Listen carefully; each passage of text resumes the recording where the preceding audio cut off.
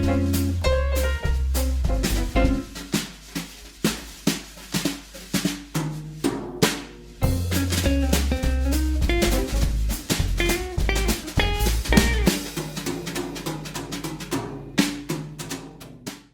afternoon, everyone.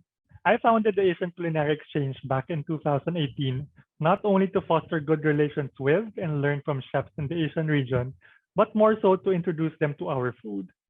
The information filled conference and exciting collaboration dinner might be the highlight of the 2 day event, but it gives me just as much pleasure seeing chefs who I respect take delight in tropical foods they never had before, or witness how to remove the bones of a fish without even slicing through the flesh, or devour a whole plate of sizzling sisig.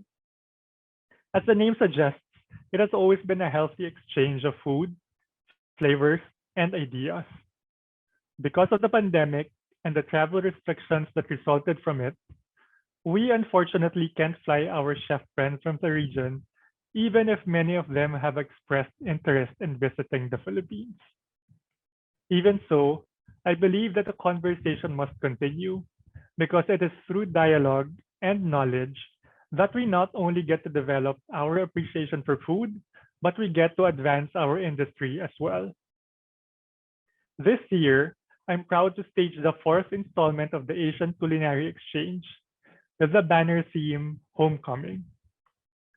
Homecoming because instead of learning about the cuisine of our neighboring countries, we take a deeper look at ours from the lens of the past, the present, and the future. We pay tribute to the great pillars and unsung heroes of Filipino cuisine, three ladies who are each respected and recognized in their gastronomic fields. Let's remind ourselves about the influence and contributions of Doreen Fernandez, Maria Orosa, and Nora Daza, all of whom had built strong foundations to the diverse Filipino food we know now. And then let's greet our fellow Filipinos abroad from the US, Europe, and Australia who are trying their best to spread awareness and encourage patronage of our cuisine. We check in on them and ask how challenging yet rewarding it is to wave the flag by way of media exposures as well as pop-up dinners and Filipino restaurants. We then look into the future and ask emerging young talents how important it is to elevate our cuisine.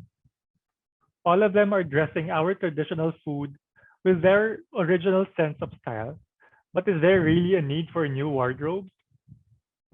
Finally, we turn to our beloved celebrity chefs, each of whom have promoted our food abroad, and let them confess what their ultimate dreams for Filipino cuisine are. Is the end goal for the world to finally recognize adobo, or for the Filipinos to finally be proud of their own food? We find out their thoughts later on. This digital event would not have been possible without industry friends who share in my vision. I'd like to sincerely acknowledge our co-presenters, Nespresso Philippines and McCormick Philippines. Your trust and support are appreciated not just by me, but to the many people involved in creating this event, as well as those watching it. Special thanks also go to our media partners, Asia Society Philippines, the Philippine Daily Inquirer, Inquirer Lifestyle, Inquirer.net, Lifestyle.inc, F&B Report, Inquirer Mobile, Food PH, and Tatler Dining Philippines, the 2022 dining guide of which will be launched this December 2021, so keep an eye out for it. Thank you for helping me promote and stage this worthwhile endeavor. To the ODV Creatives team for putting up with my craziness and helping me produce this beautiful online conference. Thank you. And of course, to everyone watching this, thanks for taking interest in the topics and what each one of our panelists have to say. We eat to fill our tummies in the same way that we engage in conversations to fill our minds. So I do hope you enjoy the show. Keep safe, everyone, and here's to better days ahead.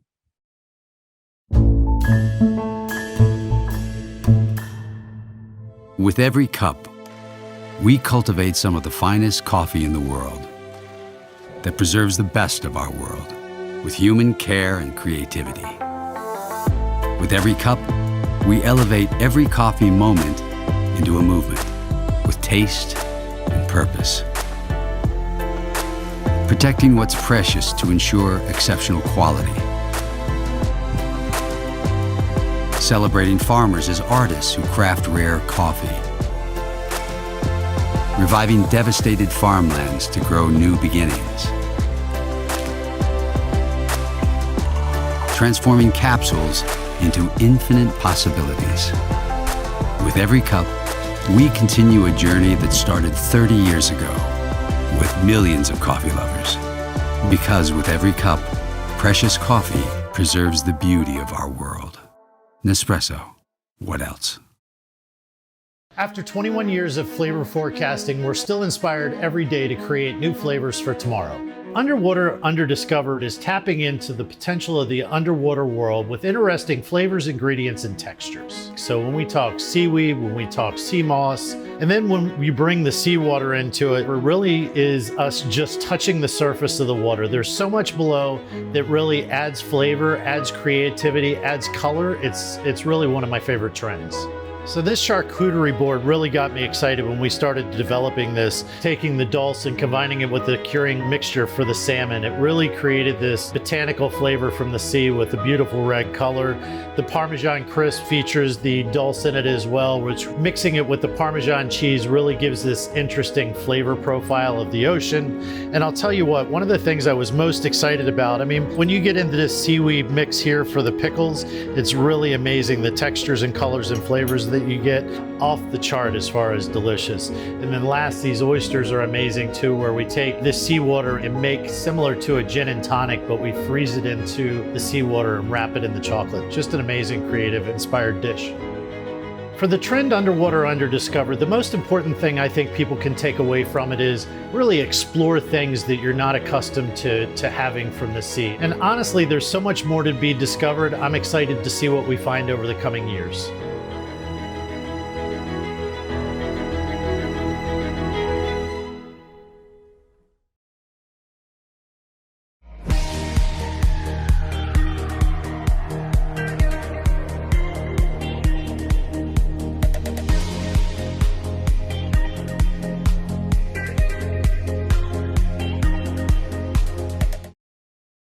Got something you want to share to the world? We got you, fam!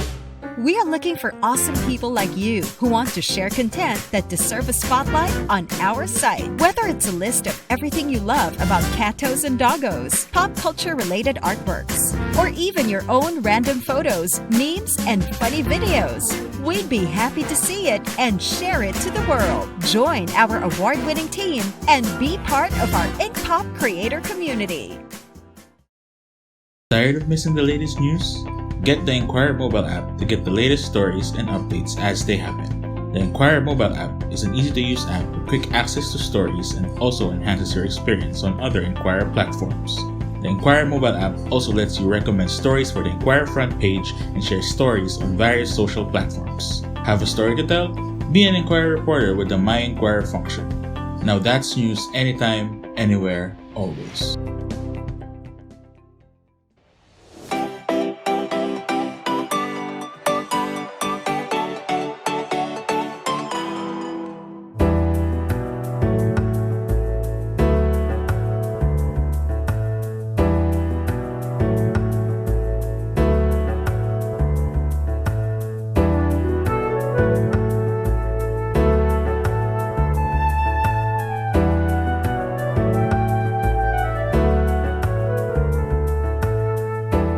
Let me talk about Tita Doreen. Tita Doreen was the eldest daughter of Aguinaldo and Alicia Gamboa. My grandfather, Aguinaldo, had 3 children. Tita Doreen was the eldest, and then the second was Della, and the third was my dad, Danilo. And I guess I can say I'm lucky because Tita Doreen was my ninang. She was my one and only ninang, and that's why my real name is Doreen Alicia Doreen after Tita Doreen, and Alicia, of course, after my Lola. Um, Actually, her real name is not Doreen. Her real name is Dorothea because my grandfather's one and only full-blooded sister was Dorothea. And she died early while giving birth to her second child. And Lola was very close to her. So Tita Doreen was named after her. Um, my grandmother was very, how do I say it? Mm, she made sure that her children were focused on education. So during the war, when my grandfather had to bring the whole family to the farm because the house that he built for his family was occupied by the Japanese head of Silay City, they bought the um, I think, how do you call it? I think it's called nowadays it's called individual instruction. I don't know what it was called before, but it was like an education kit. It was called the Calvert education system, and my dad and his two sisters were educated through that. And because my grandmother was so focused on that, when the war was done and they had to go back to regular school, they were all advanced in school. They were all accelerated. And my grandfather made sure that they were always supplied with books. Tita Doreen was a bookworm. She really loved books. And till the day she died, she had a wide library, a wide range, sorry, of books in her library.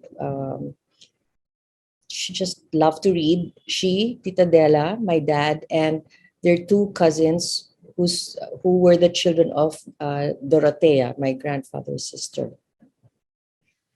As I said, Tita Doreen was my ninang, but in our family, there's just 11 of us grandchildren.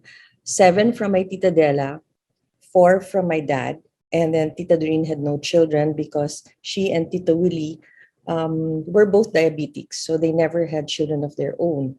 So we were like practically like their children, and they treated us as such. They were very generous with us, always asking how we are. Every Sunday was a family get together when we were in Manila. So summers and Christmas vacations, we were always in Manila, and we all stayed in our family home in Dasmariñas with my grandparents and Tita Della's family. Tita Doreen lived in Mandaluyong, but she and Tito Willie were always there, especially on Sundays, and of course during Christmas, New Year, we were always all together. I remember when I was maybe just before I was a teenager, so maybe 11, 12, Tita Doreen decided to bring me to the Intramuros. She was really such an educator. So she brought me there, explained the history to me, bought me a book on Rizal's book, El Filibusterismo. I remember it so well because she really treated me like an important person. You know, I mean, you're 11 years old. She didn't treat me like that. She treated me like a friend. And that's how Tita Doreen was, I think, to everybody. When she was teaching at the Ateneo, I didn't hear any bad reviews from anyone, even if I didn't tell them I was the niece of Doreen Gamboa Fernandez, but they would always say how much they loved her, not just liked her, they loved her. Um, she she was very pleasant, jovial, and always making you feel important. I think that was her gift. I know that she wasn't really looking into being a writer, as far as I know. It was, um, I think, an occasion where Tita Ege Apostol, the owner of the Philippine Daily Inquirer, invited actually Tito Willie, her husband, to write about food in her Mr. and Miss magazine. because Tito Willie was just a lover of life. He loved good food. He loved luxurious things. He loved beauty. He was an architect and an interior decorator, and he just loved anything that was good in life. So Tita Eggy invited him to write, and he said, "I will eat, Doreen will write," and that's how it started. So Tita Doreen became the writer then. Her She would always say her dream or her she wanted to be remembered as a good teacher, not really as a good writer, because that's what she really enjoyed. It was really teaching. Writing was like, I guess, maybe her other, it was the second priority. She enjoyed it, but it was not really her thing. She really wanted to teach, and she enjoyed every moment at the Ateneo because of that. Um, I was asked what are her achievements, what are her best awards, outstanding awards. In when a famous person is part of your family, she's just family. You don't really We never really highlighted whatever someone achieved, because we appreciated it, of course, we were proud of it, but it's not like something we filled our walls with or anything like that. But we definitely were proud of her. All 11 of us, nieces and nephews, and of course, my dad and Tita Della, and of course, my grandmother. Sadly, Tita Doreen passed away before my grandmother. It must have been very painful for my Lola to see her eldest daughter pass away before her. And Lola was already around 90 plus when Tita Doreen passed away. When the year Tita Doreen passed away, I had asked her just a month before she passed away, actually, or 2 months before that. I had asked her to bring my children to a restaurant and teach them how to write about food. I said, Tita, can you train them to write something, to write, yeah, to learn how to write about food? My eldest was only 12, or I think around that time, and my second son was 10. And then my sister's daughter was like maybe 3. So she brought us to a restaurant which she knew that children would love. So we went to I think that was Country Waffles, if I remember correctly. I forget the name of the restaurant now. And she wrote an outline. Country Waffles, yeah, that's right. Here, I'm reading it. She wrote a little on a piece of paper. She wrote a note, and she told my children, "You answer this so that you can sort of analyze what your experience in the restaurant." So she wrote down, "I like country waffles because," and then my sons would answer. Or she said, "Right, I don't like country waffles because," and then answer. And then another tip she said was, "Fill up. I like blank," which was whatever they ordered, "because," and then answer again. Or "I don't like because." And then she said, "Write 2 good things about the restaurant and 2 not so good things." So Tita Doreen was always pleasant. She never liked to say, "Write a bad thing." It's not so good thing. So, and that's why even in her books, she wrote, I think, 2 or 3 books on guides to restaurants. She never said anything bad. If she didn't like a restaurant, she would write about the place, the ambiance, even the toilet, anything nice, but nothing not nice. I guess it's also their generation, right? They were trained to do that. Unlike today, where in Facebook you can see all the mean things possible. So that's what I loved about her. And I think that's what people loved about her also. 2 years ago, I decided to develop our family home here in Silay City, which I now call Casa A Gamboa. I put the A actually because when I Googled Casa Gamboa, which was the name I wanted to name the place, there were a lot. There's one in Iloilo and another somewhere else. So I put the A because anyway, my grandfather was Aguinaldo and my grandmother was Alicia. So that's what I called it. And in I originally my focus was to mention the history of the house because um, the house was occupied by a Japanese colonel during the war, and during the liberation, the Americans made the house their headquarters.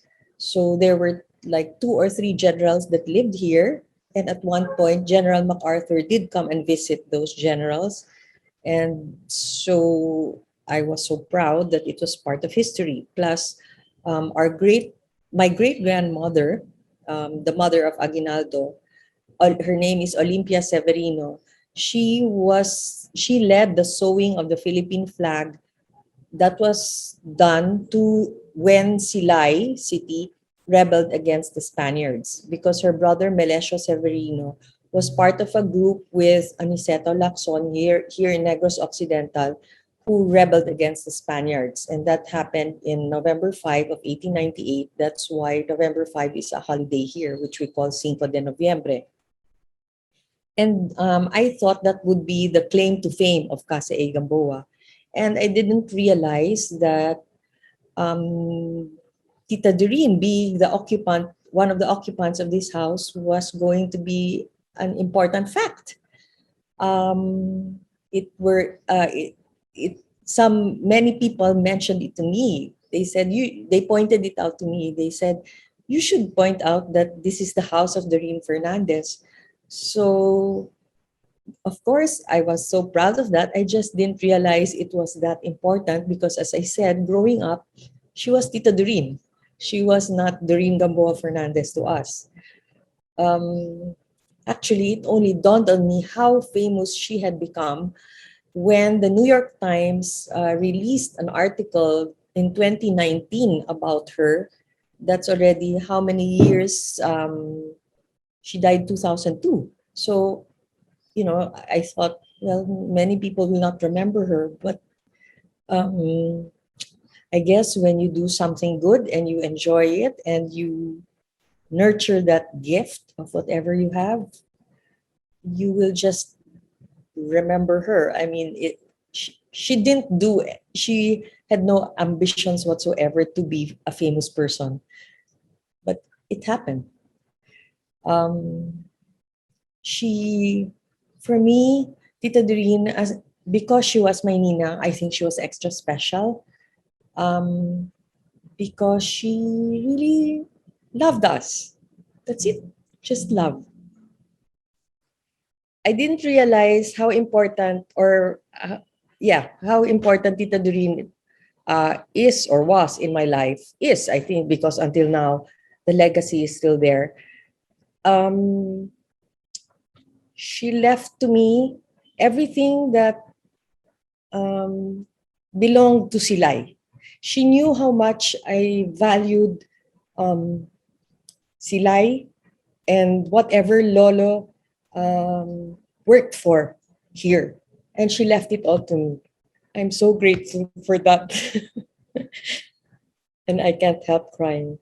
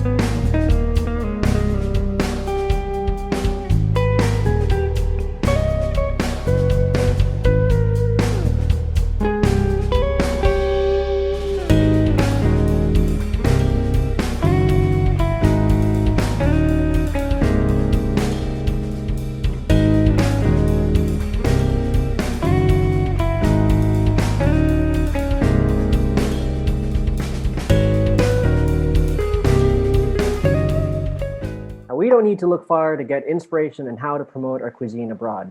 Our neighbor Thailand has been pretty successful at it. In fact, in February 2002, international newspaper The Economist coined the term gastro diplomacy to describe the efforts by the Thai government to promote their cuisine all over the world. A scholar defines it as a practice of exporting the national culinary heritage to raise national brand awareness, encourage economic investment and trade, and engage on a cultural and personal level with everyday diners. In the most basic sense, gastro diplomacy is simply winning the hearts and minds through stomachs. Now, just how successful are we at it? We talk to our panelists hailing from different parts of the globe to dissect the matter. Good afternoon, I'm your moderator, Michael Karlo. Let's first talk about our own efforts in promoting Filipino cuisine wherever you guys are. Please share with us your most recent endeavors. Sarka? Hi, from Paris. So for the past couple of years, I've been doing private dinners and pop-ups around the city. And I've just come from a 6-week vacation. And next week, I start a 3-month residency at a restaurant here. Yeah, Paulo? Hi, my name is Paolo Dunca. I'm a chef in Washington, D.C. I'm the co-founder of Pogi Boy in Washington, D.C. with Chef Tom Cunanan. I've been cooking Filipino food since 2015. I was opening sous chef at Bad Saint, and I was a chef at Kaliwa, and now just doing Pogi Boy. And Chef Luisa? Hi, my name is Louisa. I'm in Sydney, Australia, and I am a food photographer and a member of Filipino food movement. And basically, the way we promote Filipino food in Australia is to, from my point of view, is to really just do it more on a personal level and just, talking about it just making it part of my conversation. And we do that through, social media and TV and other bits and pieces. Great. And Chef Javier? Hello, everybody. My name is Javier Fernandez. I am the chef and owner of Kuya Jazz the Chuck Belly here in Maryland, right outside of Washington, D.C. I was born in Cebu, trying to promote Cebuano kind of cuisine, one dish at a time. That's like my style. I try to promote pretty much one dish wherever I go. If I'm opening up another restaurant, which I'm planning to do in the next few months, it's going to be one little dish. I don't try to do the whole cuisine as a whole at once because it's just too much variety when you talk about Filipino food. And that's kind of like my view in Filipino food and trying to promote it to the locals or the non-Filipinos and whatnot. Mm. And just how aware are the locals in your respective countries about our cuisine? Are they totally clueless about it, or is their knowledge limited to the exotic balut or lechon? Erica? Well, I want to say that they're pretty clueless over here. Like they think that we have the same food as Thai food, as Vietnamese, which are more popular over here. I'm pretty lucky in the sense that I am able to introduce it to them without too much of them having like expectations. There's another restaurant here that just opened a couple of years ago that are trying to promote more like street food and like home style, like Filipino food, which I also love. But aside from that, honestly, that's the only Filipino restaurant here. And I'm the only other person doing Filipino food like that's this visible in Paris right now.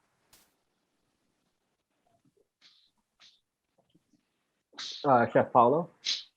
I think in Washington, D.C., when we started in 2015, there was a vast majority of Filipino community here. So, they're kind of somewhat familiar of, the usual staples, like, the ones you see from the family parties, like, your typical pancit, adobo, and just the stuff they grew up eating, So I would say they're not pretty clueless, but I feel like there's a lot more that we can introduce to them in terms of like different regional cuisines, and there's just more to it than just the balut and the typical adobo, and I think that's what we're doing right now throughout the whole the world, and all the chefs are trying to do that and introduce it in a way where it's educational and our different takes on it, and our family stories behind it. So.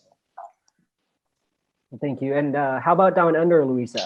Yeah, so Filipinos are actually the third largest migrant groups in Australia. I think after India and Thailand, India and China, Chinese people. And it's actually really, it's only really recently that we're getting the traction of people knowing about Filipino food. And we're getting a lot more restaurants, pop-ups, and you know, just the awareness of that Filipino food is here. And, you know, we're trying like to promote it more on a social media level. And I think it's quite like, I think when it comes to balut, I think what I'm really glad about is not many people are actually, you know, they don't really relate here in Sydney balut with the Filipino food, which is really nice. So it's more about the lechon and the adobo and the sisig, which is really amazing in a sense. So yeah, so anyway, so that's how far it is. And when it, like, you know, with the group that's popping up like Entrepreneurs and Filipino food movement, we're kind of like just, you know, around and helping them out and supporting them whenever we can, whenever they have events and things like that. And Chef Javier, I'm also from Cebu, and when people learn that I am from Cebu, they always talk about lechon. And is that the same case with you over where you're at? Yeah, usually they'll pretty much, people in the DMV area, we call it DMV because it's DC, Maryland, Virginia. There's a lot of Filipinos out here. People have their own version of lechon. Obviously from like the southern part, like Cubans or Puerto Ricans, they have their own version.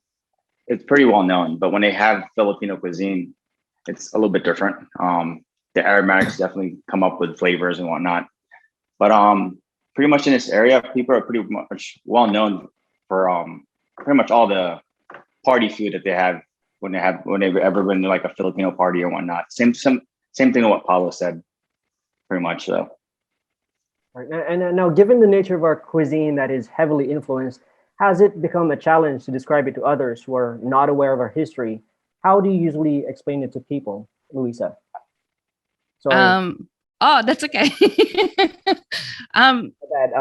So yeah, it is quite hard to explain to people, like, you know, because there's that there's the influence from the Spanish and the Chinese and the you know, and the Malay. But I think more and more, it's sort of like the interest of educating people that there are those influences. But the beauty of the Filipino food is we make it our own. We make it, you know, whenever we have all the influences out there, but we just, yeah, so you kind of just make it your own. And yeah, so I think we sort of try to concentrate whenever we talk about Filipino food, concentrate on the one that's, you know, that's a lot more relatable. So you kind of talk a lot about, you know, the adobo and the sisig and, you know, the kare-kare or halo-halo, things like that. So there's a little bit of, you know, it's sort of hard to kind of like talk about other regional cuisines in a sense. So, but yeah, so that's how we sort of try to talk a lot more, and little by little, we you know, filter through other foods that, you know, sometimes like, you know, like the empanada or things like that, or Bicol Express, for example. But yeah, so that's how we sort of, you know, talk about Filipino food here in Sydney. Right, thank you, Luisa. And how about in the gastronomic capital of the world, Erica? How difficult or easy is it? I don't really see it as a challenge. Like, it's not really difficult. I actually find it fun because I feel like our cuisine is generally very adaptable, and you can see that in the way, like, everyone has their own adobo. It's not just regional. It's like every household. So I don't feel pressured to have to make it an exact way to be able to offer it to people. And like living in France, and I grew up in the Philippines and I moved here, and there's so many there's so much produce here that isn't available back home that works so well with our food. And I used to be kind of scared to be too experimental because I was afraid of what Pinoys would say. But then I realized I was like, I'm trying to like teach people who don't know Filipino food about Filipino food. And you kind of can't, number one, you can't force the issue. You kind of have to adapt a little bit to how they're used to eating. And number two, like there's so much good produce, why not use it? Like, I'm not going to force the issue to use things that aren't available here when I can use things that are. And then it just creates like the spirit of the dish is still there, but me as a cook, it allows me to be creative as well. So it's fun for me, and it works over here. So Right, thank you. And how about where you're at, Chef Paulo?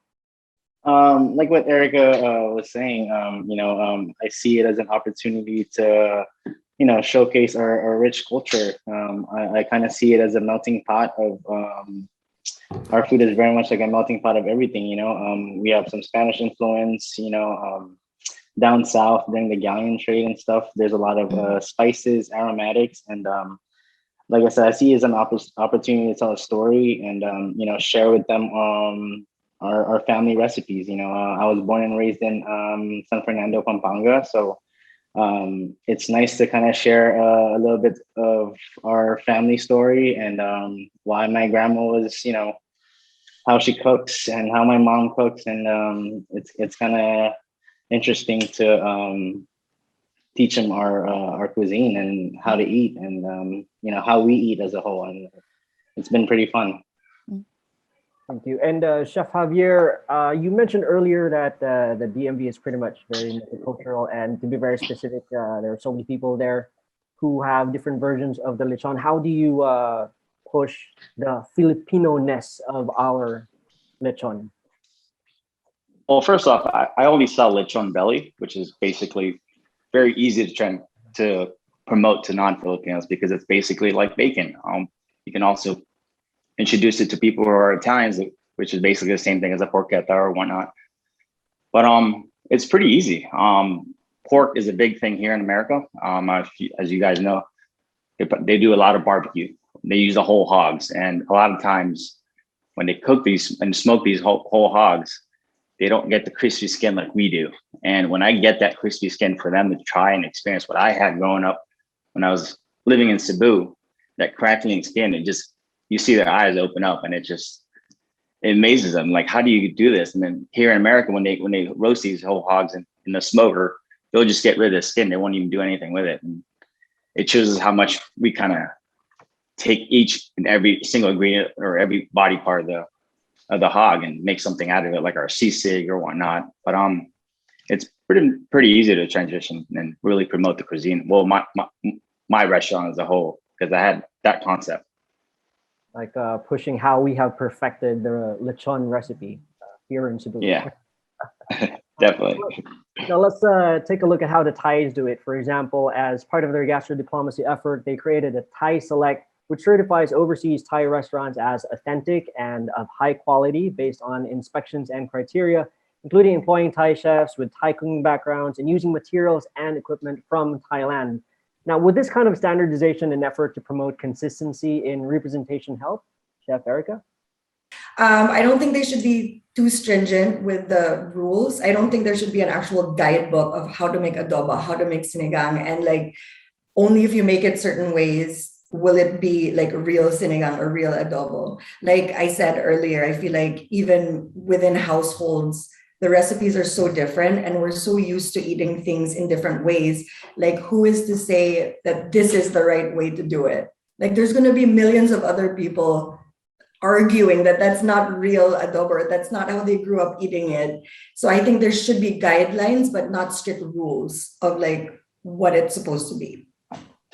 Right. You actually jumped on our next question, Chef Erica. But yes, in terms of promoting consistency in representation, would some sort of standardization help? This is for the benefit of those who are unfamiliar with our cuisine or cultures, other cultures that we are introducing Filipino cuisine to.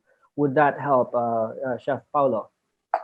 I just feel like it would be very difficult if they, start giving out those guidelines and list of stuff rating Filipino restaurants, because like what Chef Erica was saying, like there's different recipes of adobo and sinigang, and I feel like if a Filipino chef or a Filipino cook is the one cooking it, I think it's authentic enough.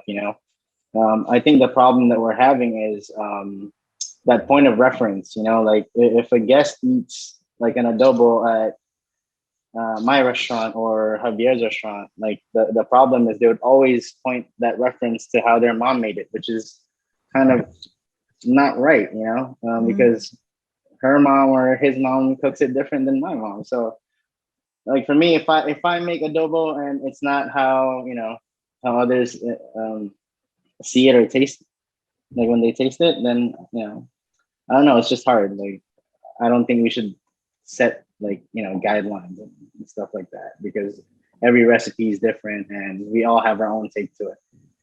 All right, and how about you, Luisa?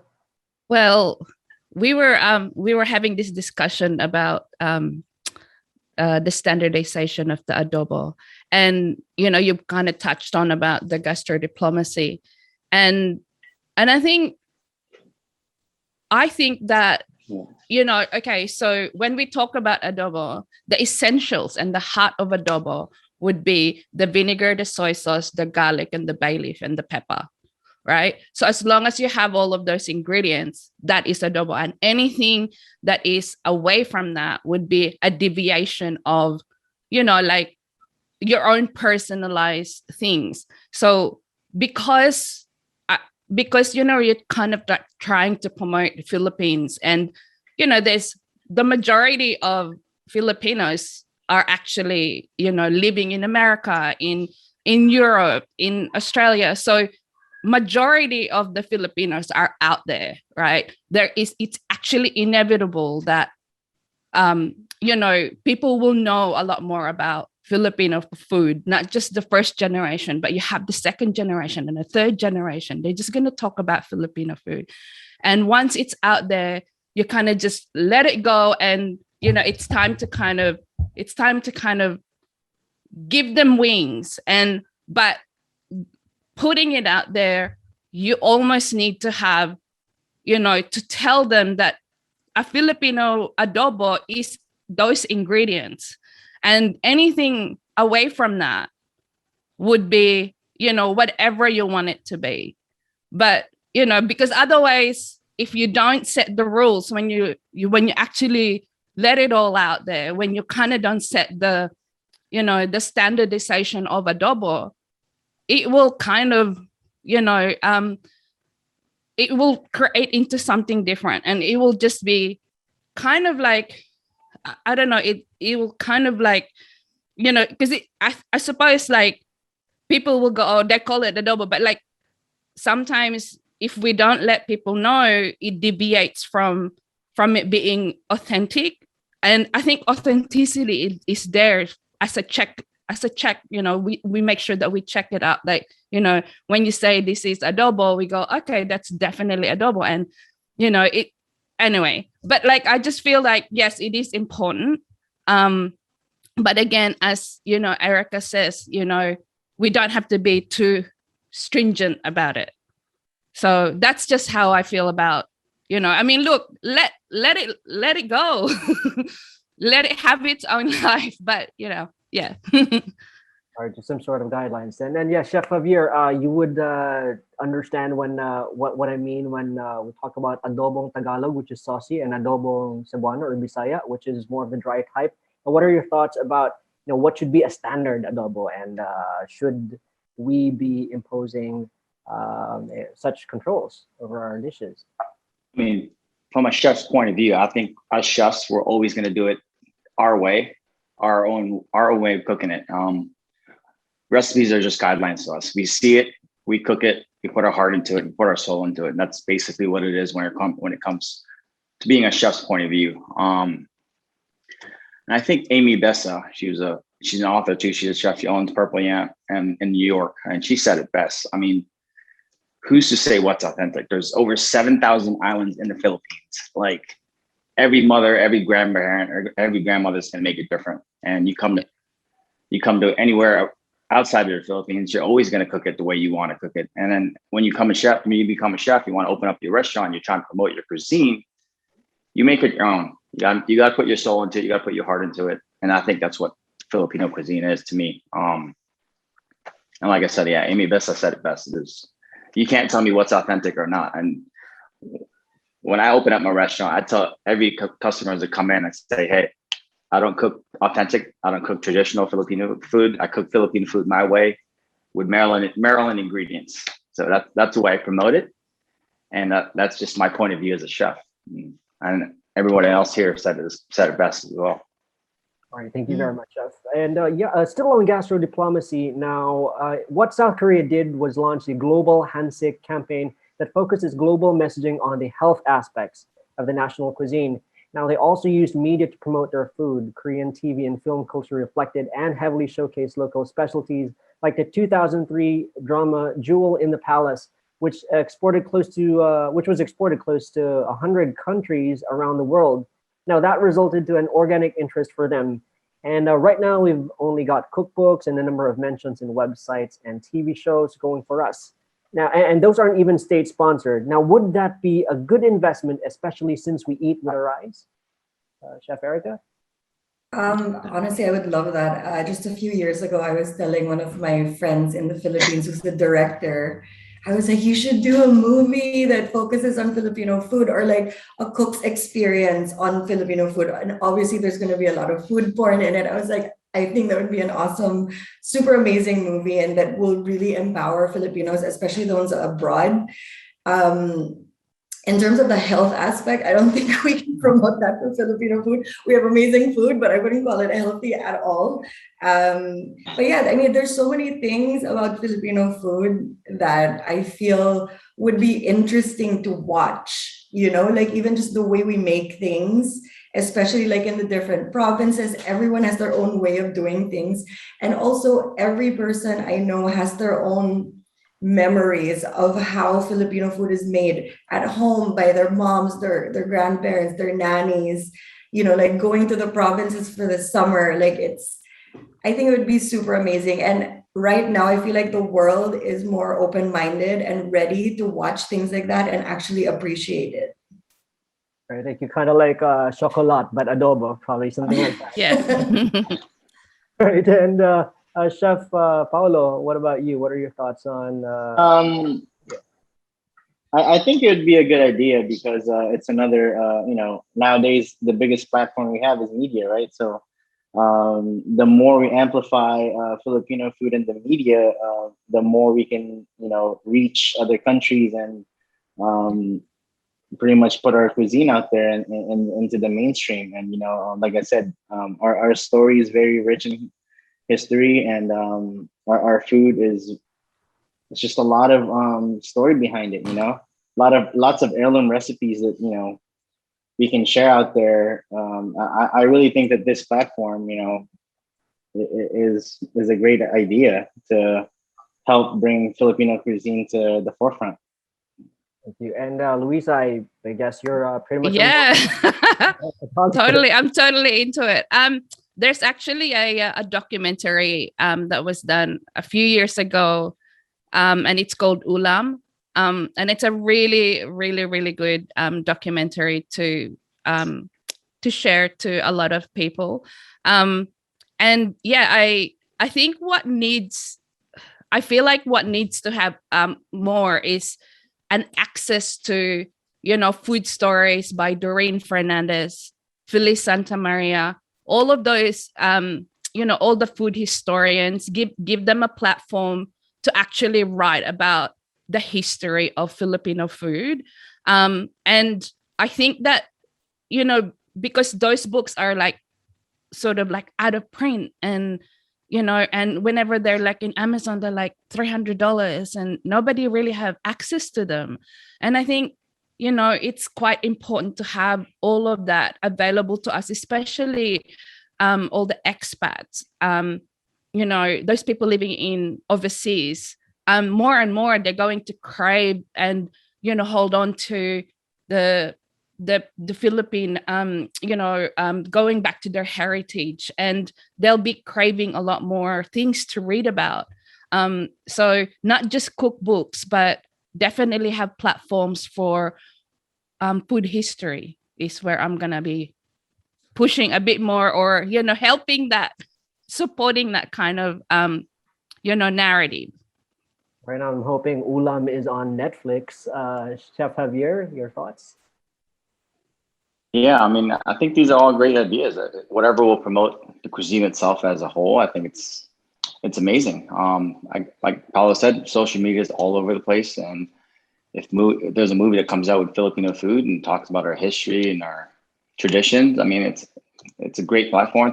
It's a great way to promote it, and I'm definitely all for it. And when I think about this, I think about like Japanese food back in history and like maybe the 80s. I don't know if you guys were born at that time, but you watch movies, they talk about sushi and they see raw food, and it's just like people were weirded out about it. And they were like, what the heck is this? And now sushi is everywhere, and you see ramen food is everywhere. There's ramen shops everywhere. And I think Filipino food is just, it's a little bit more difficult compared to other cuisines, just because we have a lot of similarities to other cuisines. We get a lot of influence from all those countries around us. And I think if we do it like one dish at a time, I mean, I think we'd do really well on it. And if you open up a restaurant, I think you do every single like traditional dish that we have.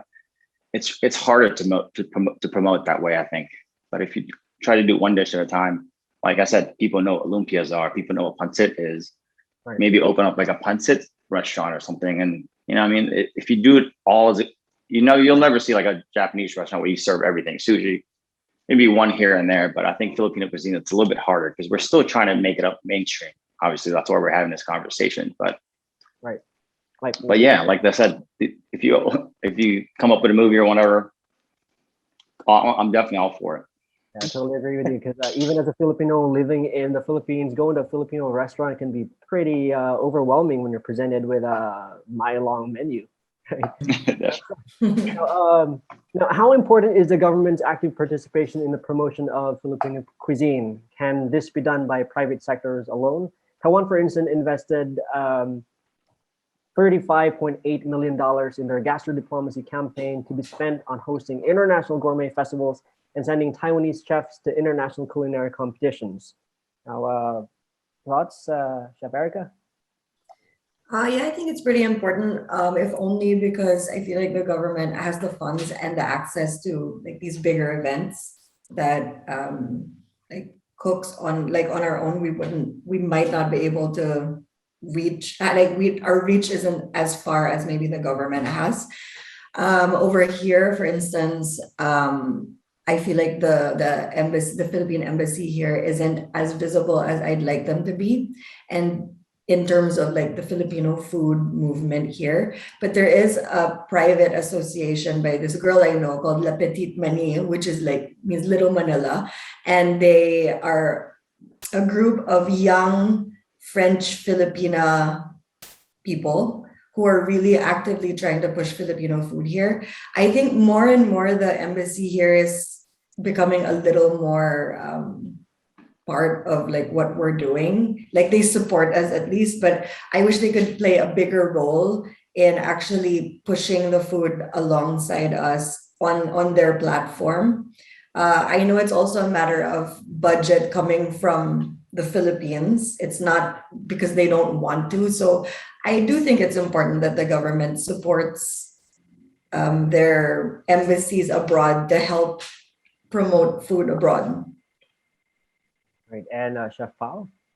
I agree. I think it's very important, when the government is supporting, efforts to promote Filipino cuisine. I've been following Secretary Berna Romulo Puyat on Instagram, and I think she does a very good job on promoting, Filipino cuisine, our culture, our heritage. She travels to all over the Philippines, and just kind of showcasing different provinces and different vacation spots, and that could also bring tourists to explore our country and our food. And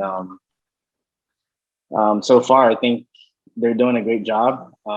In Washington DC, the Philippine embassy has been really supportive in what we're doing with the cuisine. During the pandemic, they scheduled a meeting with all the Filipino chefs and all the Filipino restaurants, and they were just trying to find ways to help the businesses and see how they can help promote during the pandemic. And I think that's great for our community. Yes, and Louisa. Yeah. Look, the success of the gastro diplomacy in Thailand is that the government really helped they actually offer a subsidy to, if you like start a restaurant in USA, then the government kind of helps you out. And I know that that's not a lot of money when it comes to the Philippine budget, but and then also you'll end up with people complaining about why would you spend money on that when the country itself, it's not, you're always going to have that problem, spending that money to promote the country, to promote the cuisine. But I feel that I think individually, because I feel that the success and the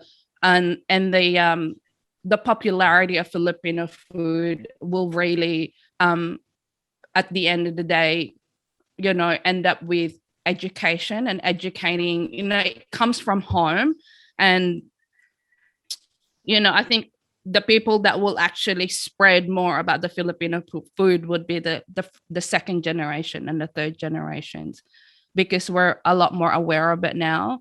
So I think, apart from, although the government is there to help with a bit of money, but the success of it will really come to us by, talking about it all the time, like, doing things like this and sharing it. And again, amplifying other the chefs, the Filipino chefs and the Filipino food businesses out there.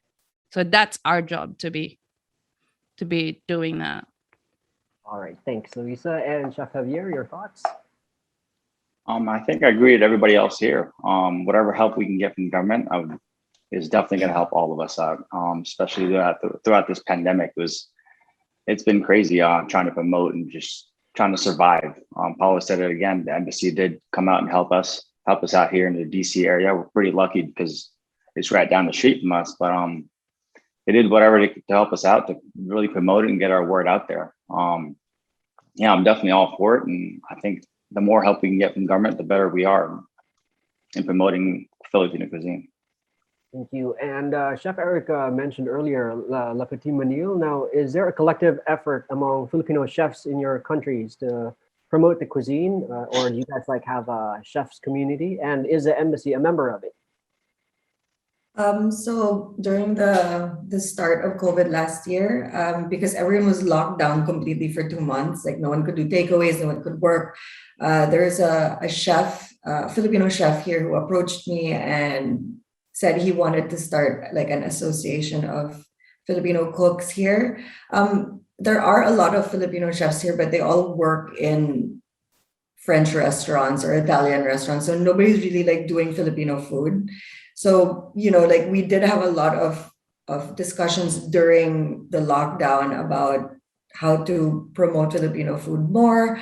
And, like I was saying earlier, I'm one of the very few who are actually doing Filipino food all the time. Like I don't work for a restaurant, I work for myself, so I can do what I want. And so a lot of them are still a little bit afraid, like, oh, but people might not like it. And I was like, no, look, if you don't believe in yourself, nobody's going to believe in what you're making. So I was like, if you think it's good, it's good. So I told them that what I started doing before was I started, like when I was still working in restaurants, I would serve Filipino food when it was my turn to do staff meal, just to see like how they'd react to certain dishes, and everybody liked it. And these are like high-end or Michelin restaurants, like where I was so scared that if I did anything except French food, it wouldn't be accepted or it wouldn't be good, And I realized more and more, like the more authentic I am to myself, the more people love my food. And so that's what I keep telling them.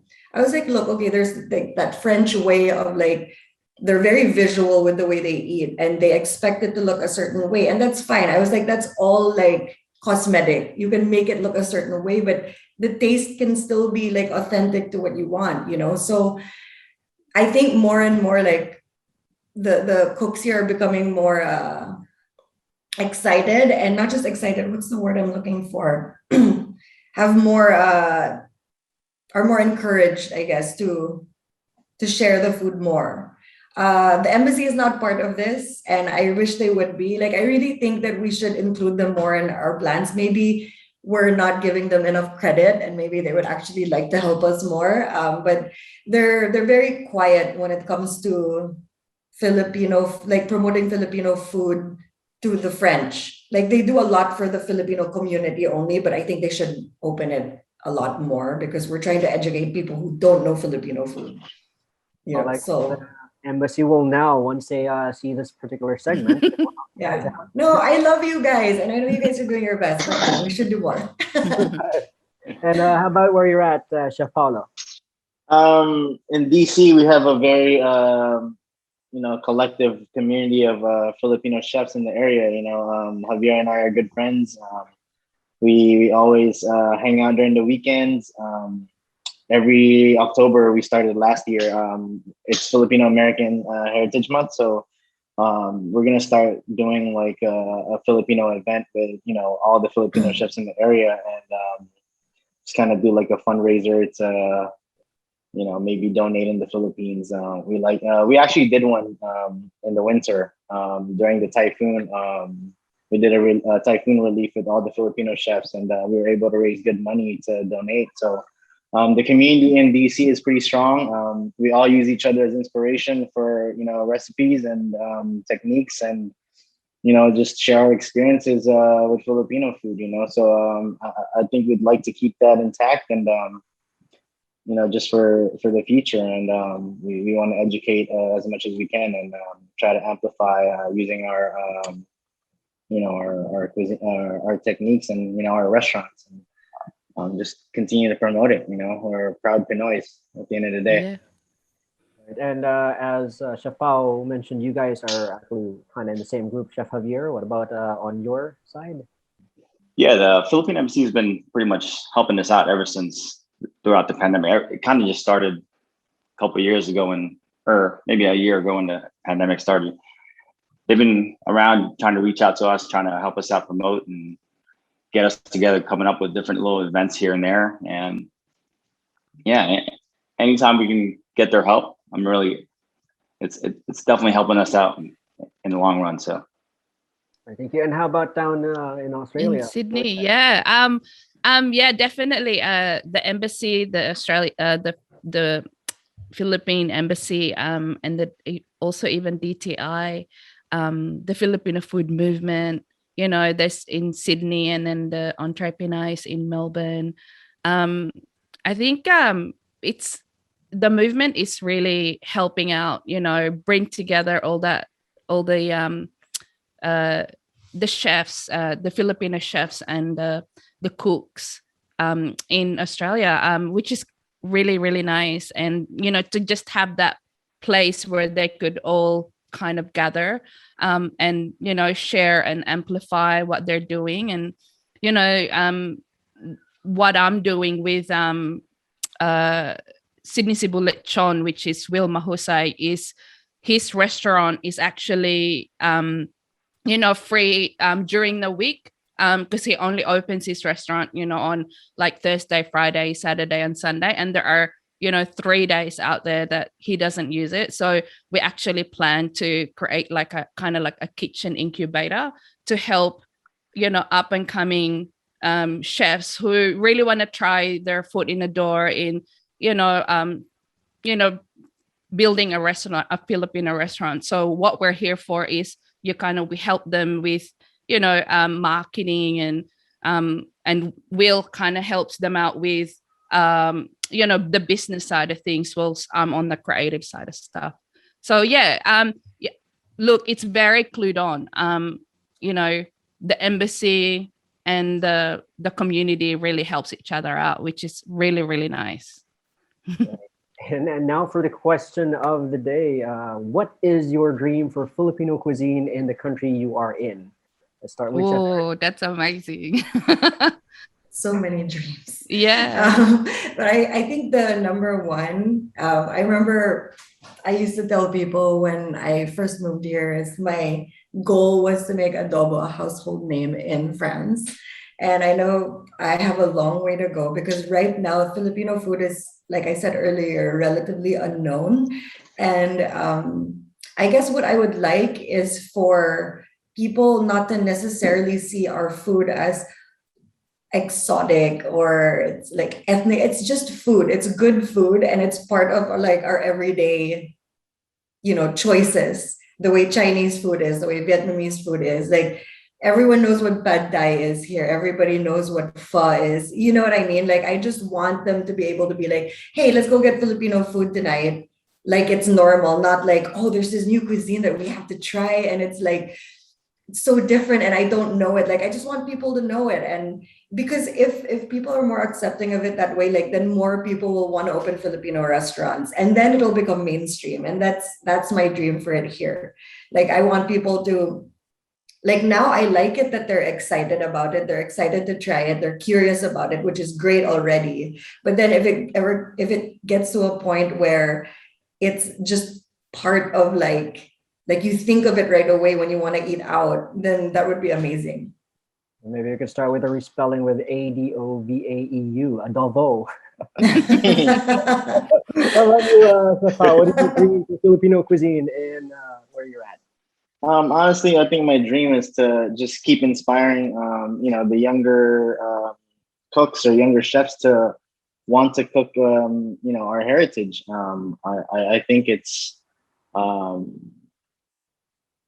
great way to, tell your story and your family stories, and just keep cooking Filipino food. Just want to inspire them to not be afraid, and just go at it.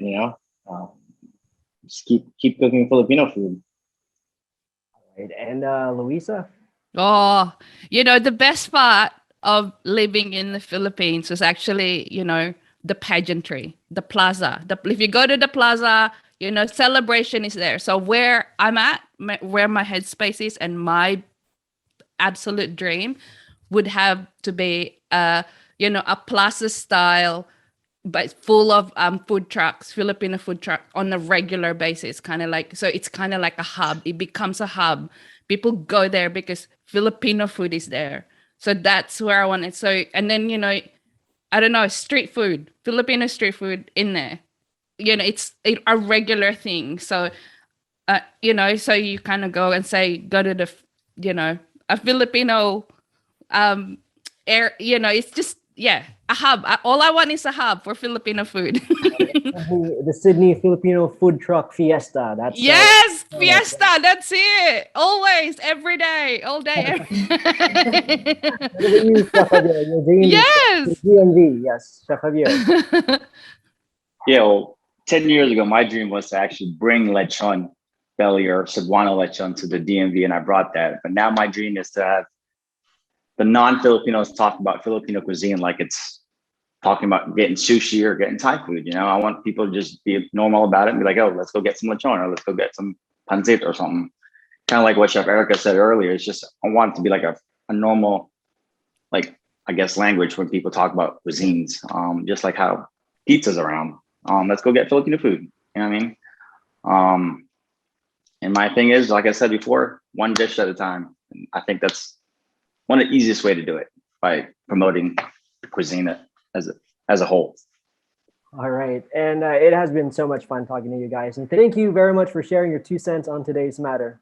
I'm sure our viewers learned a lot from your thoughts. And if we all work towards the same goal, I'm sure we will all eventually reach it. This has been Michael Karlo signing out.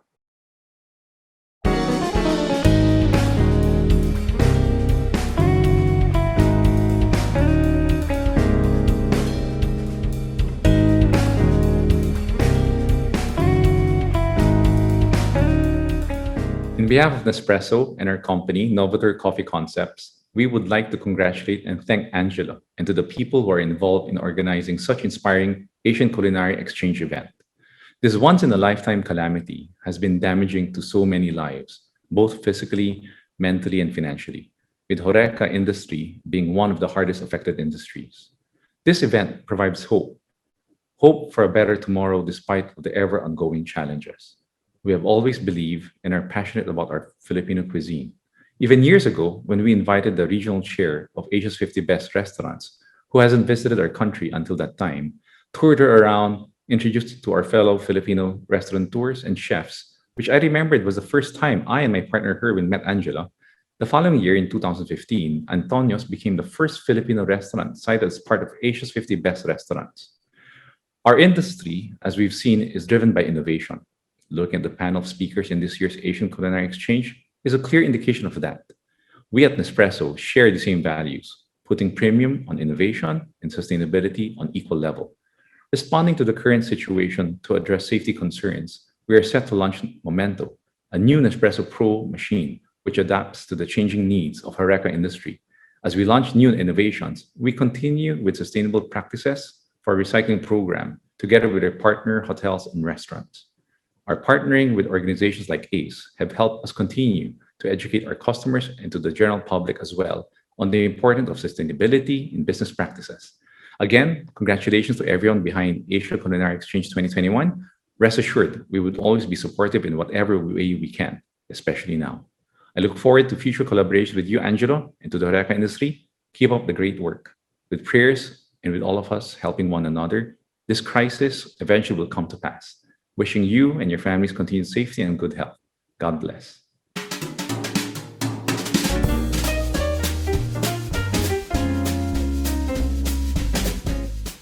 Hi, I'm Joy Alampay, Executive Director of Asia Society Philippines. It is an honor for Asia Society Philippines to be part of the Asian Culinary Exchange 2021 Homecoming. A special thank you, of course, to Chef Angelo Comsti for letting us be one with all of you in celebrating Pinoy cuisine, past, present, and future. The Asian Culinary Exchange and the Asia Society Philippines have been cooking up more than collaborations this past year, hoping to do our part to help raise the profile of Filipino chefs as well as Filipino cuisine. In the midst of this pandemic, food has been haven and inspiration for all of us. Don't you think? It reminds us of needs, but has also provided options. And our cuisine has been platform and engine for creativity, passion, and innovation. And a celebration of all things that will see Filipinos pushing on and bouncing back stronger. And it has allowed us to learn more about ourselves as well as to share more of ourselves to the world. Asia Society Philippines works to strengthen relationships, deepen understanding, and bridge differences across our islands, Asia, and the rest of the world. Our projects and programs on education, on leadership, art and culture, policy, sustainability, and cross-country understanding are all intended to inspire a collaborative and shared future for all of us. It is in the spirit of a common and unifying tomorrow that we are proud and excited to partner with you on such events. Maraming salamat, Angelo and Asian Culinary Exchange. As with the best of our food, we will always crave for more. As with the best of our people, we are always proud and privileged to be with all of you at this table.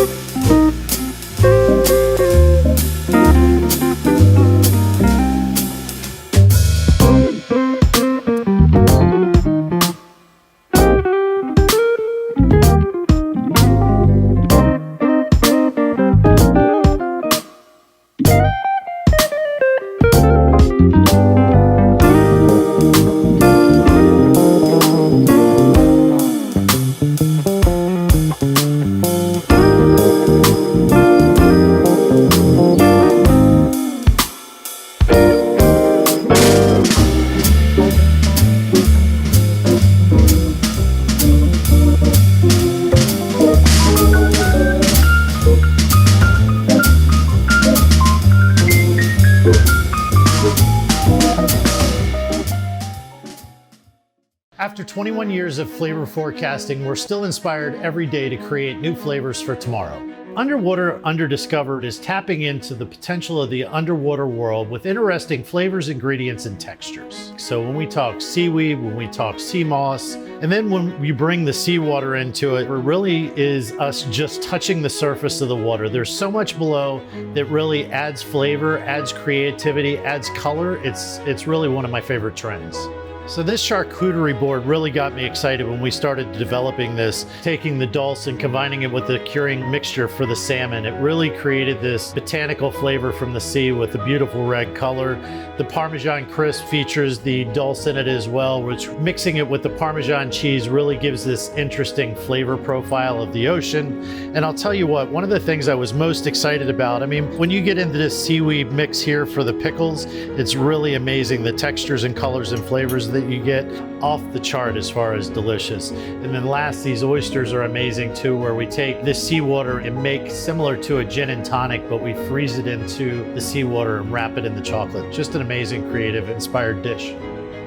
For the trend Underwater Underdiscovered, the most important thing I think people can take away from it is really explore things that you're not accustomed to having from the sea. And honestly, there's so much more to be discovered. I'm excited to see what we find over the coming years.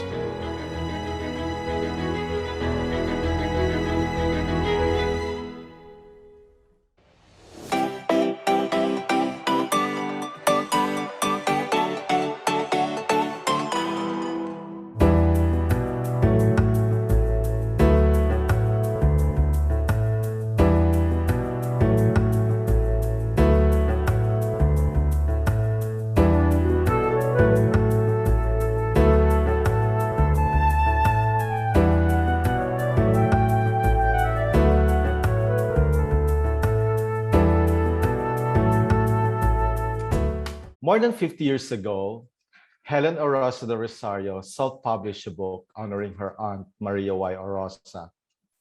It took her over 25 years searching for fragments of memories of her aunt from the cruel ravages of war.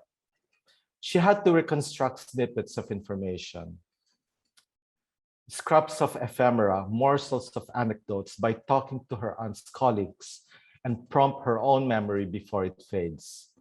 These recollections had to be committed on paper as fast as she could, in recognition of the efforts on how Maria Y. Orosa formed her values and shaped her life. Helen was able to squirrel away pamphlets Maria wrote and published by the Bureau of Science. The monographs became the basis and the backbone for the book, The Recipes of Maria Y. Orosa, with essays on her life and work. The first edition was published in 1970 on Orosa's 25th death anniversary. The main message of Helen, however, was not how neglected their aunt was, considering all her achievements, but how many of the recipes in the book found their way into best-selling cookbooks without attribution.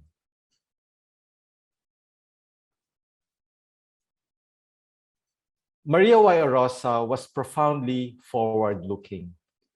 Born on the year when 31-year-old Philippine national hero Jose Rizal was exiled to the Pitan in 1892.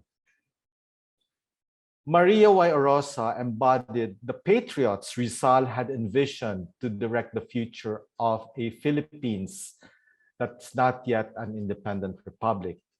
She was a pharmaceutical chemist, not only involved with food development at the Bureau of Science, but also in rural rehabilitation to uplift the lives of women folk.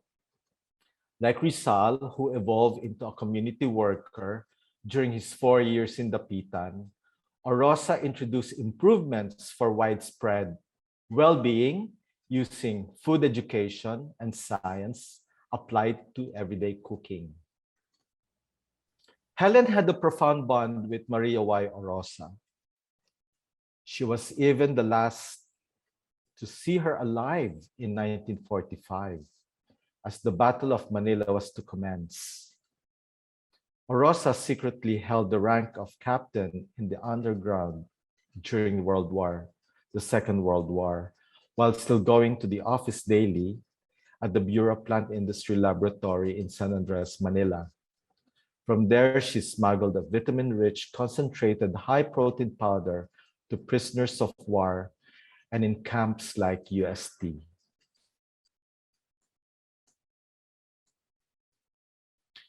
This story about a heroine scientist inspires similar civic action today. During Orosa's era, the Philippine Commonwealth designed a master development plan around public health and food security through home and community self-reliance. It was buttressed by reforms for social justice to benefit farmers, fishers, ranchers, and the economically disadvantaged. Strategies combined science-based home gardening and food preservation on the micro, small, and medium enterprise scale with pioneering food canning, dehydration, freezing, and vacuum packing for use by local startup food manufacturers. In the chapter on food and national security, the Palayok oven, her best known and most clever invention, was a blessing to various housewives who had no electricity. Placing a bit of wire and tin inside the earthen pot, she could bake anything in it, from puto to chicken to cake.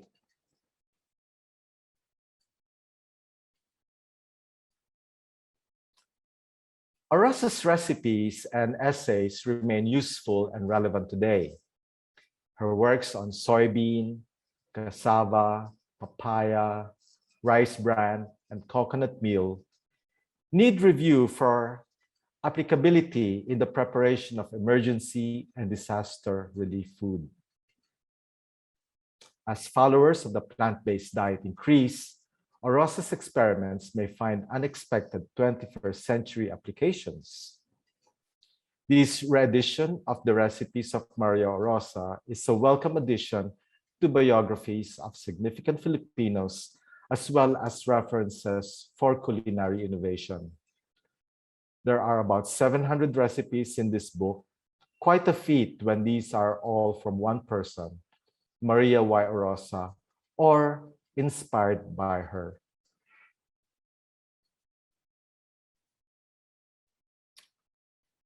In the reedition of the book, the ingredients in the recipes were rearranged according to the order of use. In case of a missing ingredient or amount, simple ones such as salt, pepper, and garlic were supplied, while others were noted as missing. In case of missing steps or ingredients mentioned in the list, but not in the procedure, these were provided in the text. Spellings of certain words were updated. Temperatures were converted from Fahrenheit to the more universal Celsius because the original recipes followed the American convention. The jacket cover contains symbols that define Orosa's life, beginning from handmade paper embedded with bamboo leaves. Further to the center, to the spine, it gradually changes into a terracotta texture and color that represents the palayok. It abruptly shifts into recycled brown craft paper that sends the message to its readers, the value of frugality, practicality, and yet innovative and creative. The purple color scheme used in the cover and in the typeface represents the power of women in the modern feminist movement.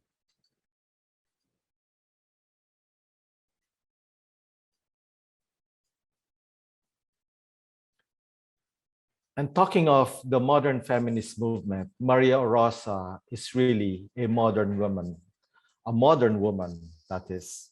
Maria Y. Orosa is a much neglected figure in Philippine history and culture. Thankfully, her name and her accomplishments have been revived in the 21st century, especially on her 125th birth anniversary, where the provincial government of Batangas and the Pamanlahi Private Foundation gave her a tribute as a local hero. But while she was cited mainly for her work in the resistance against the Japanese occupation, it is her collected recipes that are her better legacy. They are a result of her work as a researcher and as a scientist at the Bureau of Science and Bureau of Plant Industry.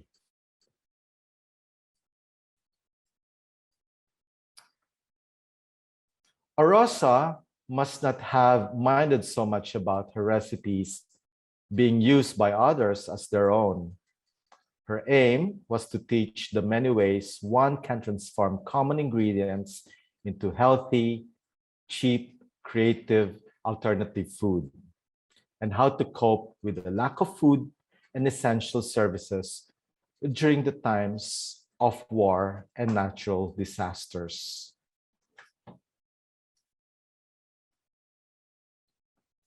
Orosa's many innovations are still being sold commercially and used today.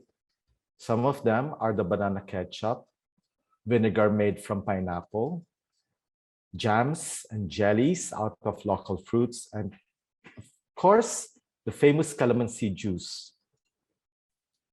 After the devastating Typhoon Yolanda in 2013, one main source of livelihood in the province of Leyte was to establish Roselle farms and processing those into many products based on her recipes like jam, beverage, pickles, syrup, vinegar, and wine. As early as 1928, Orosa has written Roselle recipes. There's a chapter in the book devoted to Roselle. Roselle, by the way, is the calyx of the hibiscus flower.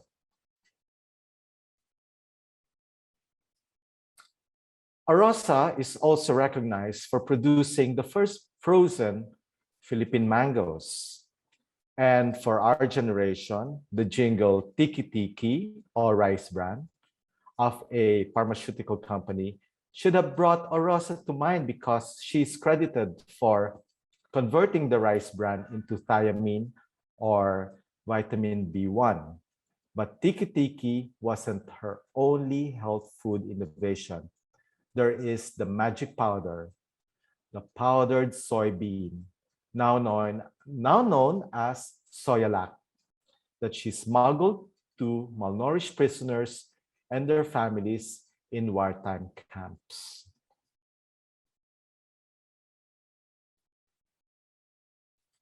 The 50th anniversary edition of this publication will remind us and the future generations the significance of Maria Y. Orosa in Philippine history and what she has contributed to our culinary culture. This book is a fitting tribute to the mother of Philippine gastronomy. And at this point, I would like to thank Evelyn Orosa de Rosario Garcia, the daughter of Helen Orosa de Rosario, for continuing her mother's legacy and devotion to Maria Orosa.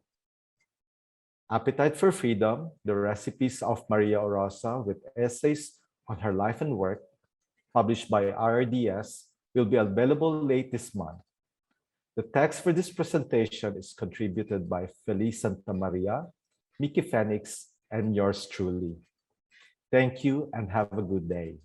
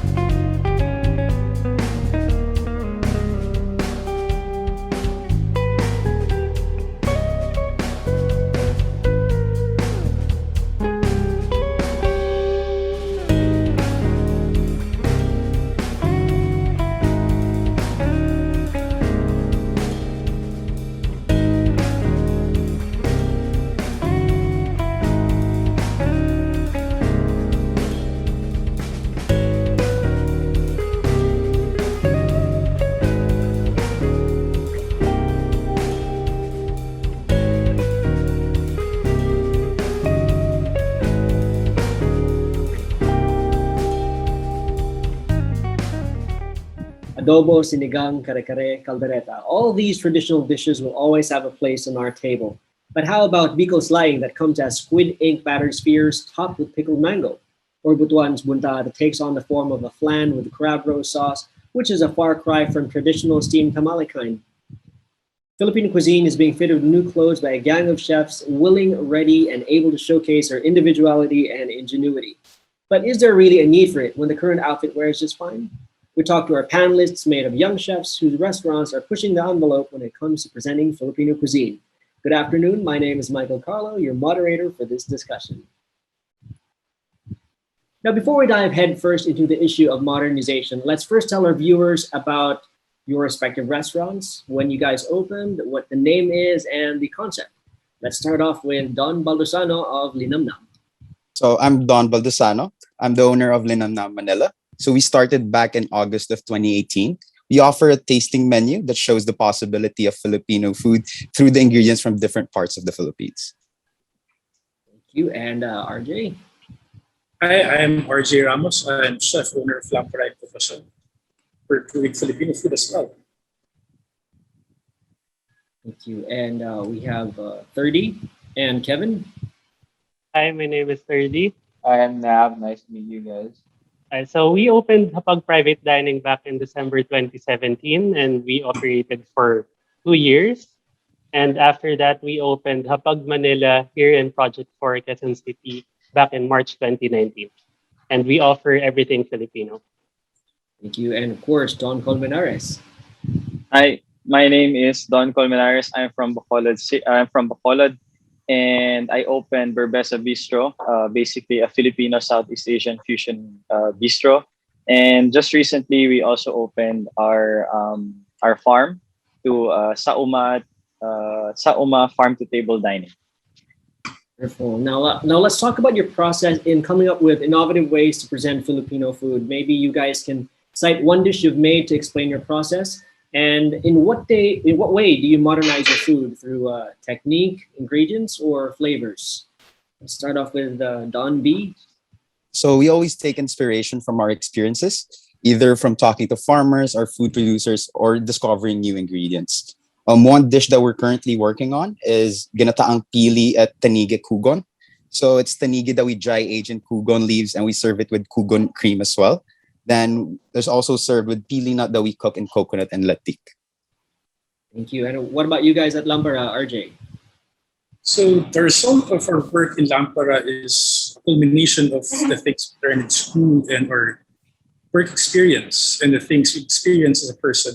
So the first dish we made for Lampara is our tofu dish. So there's this concept in French cuisine that's called chaud-froid. So it's a combination of cold and hot. So with our tofu, it's cold soft tofu with fried pork and pork floss. You, and what about you guys at Hapag, 30 and Kevin? Yeah, so at Hapag, we try to look at ingredients first and then see what makes sense to us. Okay, and then we usually, 30 and I approach ingredients differently. Usually when I get an ingredient, we look at it in 2 fermentations first, and then I'll make them taste it, and then we'll see what we can come up with and what flavor we get. Then usually that's where we come with the experience of knowing Filipino food, and then we think that it's a lot easier if we could just ferment stuff and then work our way backwards, if that makes sense. And to add to that, we also start with ingredients because we let the ingredients speak for itself. Then after ingredients, then we move on to flavor. We talk about what should be the star ingredient or what should complement it. Then after the flavor, then that's where the concept comes in. So we talk about familiarity a lot. I think every diner who came to Hapag have its sense of familiarity with our food. So there. Then after that, we talk about the relatability of the dish. Is it a heritage? Does it bring memory or nostalgia? Is it really delicious, or does it bring comfort to you? Then after that comes execution. Yeah, when it comes to execution, I think it comes down to techniques, and then it's just the way to help Filipino food go further. So I guess there's a lot of techniques we have already. And I think if we use it the right way, it usually just makes our cuisine better in a way, Yeah. and adds more story to it, I feel. And sometimes if you get the ingredient in its most peak, you just have to think if you transform the ingredient or you just step back and let the ingredient shine on its own. Right, totally agree with you on meals being memories. And what about you guys down in Bacolod, Don C? Actually, like in Berbesa, we try and make everything based on tradition and seeing how we can evolve that tradition into something that looks different is always the main goal. The ingredients that we find here locally is basically we can find anywhere else in Southeast Asia, and the same goes with with them in Hapag, in Lampara, and Linamnam is that as much as possible we try to present the food in the most unique and the most different way. Like two of the dishes that we've been doing R&D now, especially in Sauma, is more on like the Filipino traditional Negrense food like KBL, pancit molo. So we try and evolve it, but a lot of things happen like when people understand food is like, I you just concentrate on the ingredient or you just concentrate on this, but it's an overall experience. So we try as much as possible is that we still keep the taste traditional. We still keep the ingredients as traditional as possible, but the look and the process that it went into creating one is as unique as possible. Right, and we're talking about keeping the tradition and judging things up. Now, is there even really a need to modernize food? Why or why not? And does it more serve a more personal need, or does it contribute to the country's food landscape? Let's start off with Don B. For me, modernizing food is essential in any culture. I think it is not a personal need, rather it's an important aspect of any cuisine. Any cuisine should never be stagnant. We should always keep on creating to move forward with our cuisine. Thank you. And RJ? Exact same sentiments. So it's not just modernizing, it's just continuing the evolution of food and we as Filipinos as a culture. So the more we get exposed with different cultures, as there are a lot of intermarriages as well. So it stems it just pushes our cuisine forward, just how things go. Thank you. And 30 and Kevin, what about you guys? Yeah, I think we can go both ways on this. It's a yes and a no for us, at least, because we think that there are some things that you just can't change, I feel. And there are also things that you can change and make it better. I mean, we'd like at Hapag to pay respects to like the old school, the way people cooked before. We're just maybe making it a bit better than it currently is and just maybe showcase it even more because there are certain techniques or like food that some people still don't know to this day, which I think we're trying to bring it back here at Hapag. And yeah, that's what. Yeah, and to add to that, I think we also need to find ways to modernize our food, because through modernization there might be a window of opportunity for you to discover something new for Filipino cuisine. And you mentioned that there are things that you can't change. What are those things that you think shouldn't be changed? Yeah, when I say that, it's as small as like my mom cooks tinimas at home. I don't think I can cook it any better than that. It's just basically it. I don't think you can add anything to tinumis or like maybe a basic kare-kare. You can just make it look better, but I don't think you can actually change the whole thing. I think it's impossible to change that. All right, and cite an example of something that you think could be played around more with, like a traditional thing that you can play around more with. Ingredients. It's a lot. Of There's a lot. yeah. Like here in the restaurant, we make our own buro. So instead of the traditional way of fermenting it in dried shrimp or fish, we try to use fruits to ferment it. Also try to use techniques from Japan, say like making miso, soy sauce. But using local ingredients. But using local ingredients. We just get the bacteria from Japan. So it helps just make it maybe closer to Filipino food, but using a technique from Japan. Right. Thank you. And same question, Don C. Is there a need to modernize Filipino food? Actually, same with Sina 30 and Kevin. It's actually both a yes and a no. Modernization, when it comes to the look, it always gives a nice appeal, the look, but at the same time, there are some dishes that naturally they look actually really well, but it's hard to innovate that you lose the whole concept. Like example, something as simple as laswa. It's the soup that's full of vegetables, squash. You can, it depends on where you are. You can have bagoong, you can have dried fish. But then, as it is already, it's comfort food to everybody.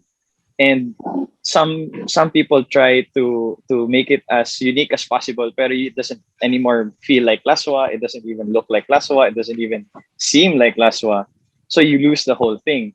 And that's what also some people are trying to avoid and some people are trying to push.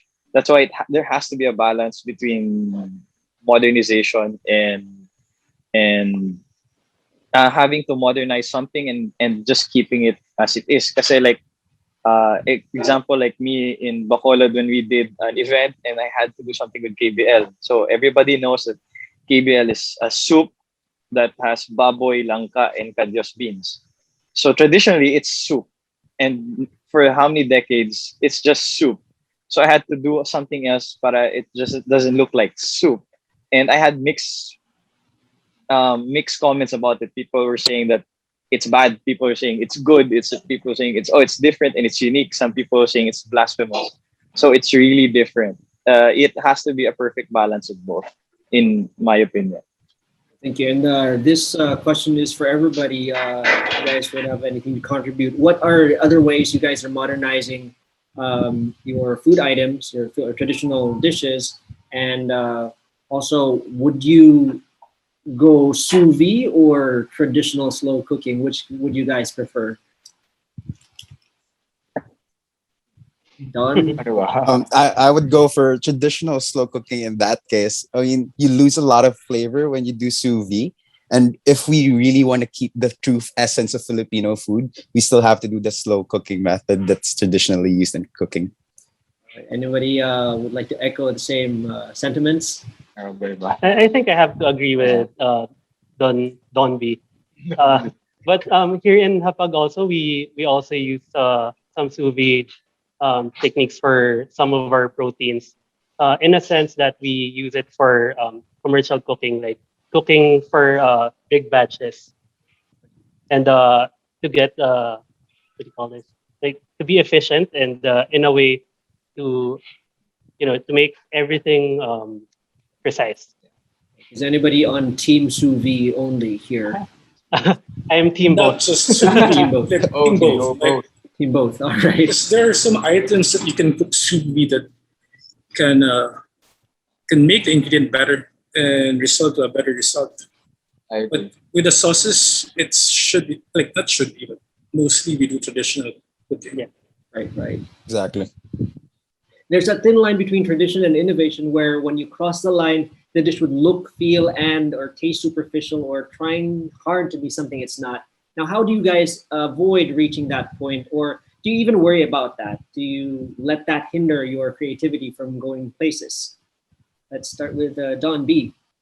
So we always have to respect tradition, but at the same time, you always have to innovate as well. It's the continuance of our cuisine if we do this. And what about you, RJ? There are days that I worry, but there are both days I don't. So it's a hit or miss thing for us. But what we do is we get our feedback. We ask feedback for our dishes, and if people are lost with it, then maybe we can revisit and see if we can improve things. What about you guys, 30 and Kevin? Yeah, so we try to avoid it by being honest to the dish. I mean, end of the day, it should taste pure. It should be delicious. And lastly, by being innovative and creative, a dish should always be true for it to make sense. Yeah. Also, here at Hapag, we like to think that because there's so much guidelines with how you should cook Filipino food, we just try to like not have a box at all. So if we have thinking outside the box or just being restricted with everything, we try not to have a box at all. But the only guideline we make sure that we have is the flavors that matches Filipino palate at least. It could be anything and everything as long as it tastes Filipino and tastes good and has a story, I feel. Thank you. And Don C. It's actually same. It's a trial and error thing. Same with RJ, because like there's always somebody who will. I mean, you can't please everybody, diba? Right. You can't please everybody, and but as much as possible, you can't allow them to stunt your growth when it comes to giving them something new, something different. Like example, I think I saw in Linamnam, like they're doing a version of itag, but then the itag looks like a hamon. So I mean, like no one really does it that way. He's so far the one I've seen who's actually doing it, and it's that if you go to Cordillera, siguro people are gonna be like, "What are you doing?" But when you're in Manila or when you're down the Visayas and maybe Mindanao area, they'll be like, "Oh my God, wow, it's like hamon iberico or something like that." So that's where you push the boundaries a little bit, and it's always fun to experiment. Sometimes you get it really weird experiment, and sometimes it'll come out like one of the things that people will have a wow factor to it. So it's a perfect balance of both. You know, speaking of all these experimentations, I'd like to ask you guys for examples of dishes that fail in passing your standards in resto theme. Let's start off with Don B. Well, a dish that we're working on right now that didn't really work was when we tried to work on dishes with idioms. Like I was working on a dish called pusong bato. So we were making an ice cream made out of honey. It was all local ingredients, but I think it was all gimmicky for me. So it didn't pass anything. It's more like a name issue than anything. I just thought the pusong bato was Filipino enough. Reena, where do you derive inspiration from Pusong Bato? Is that from the song?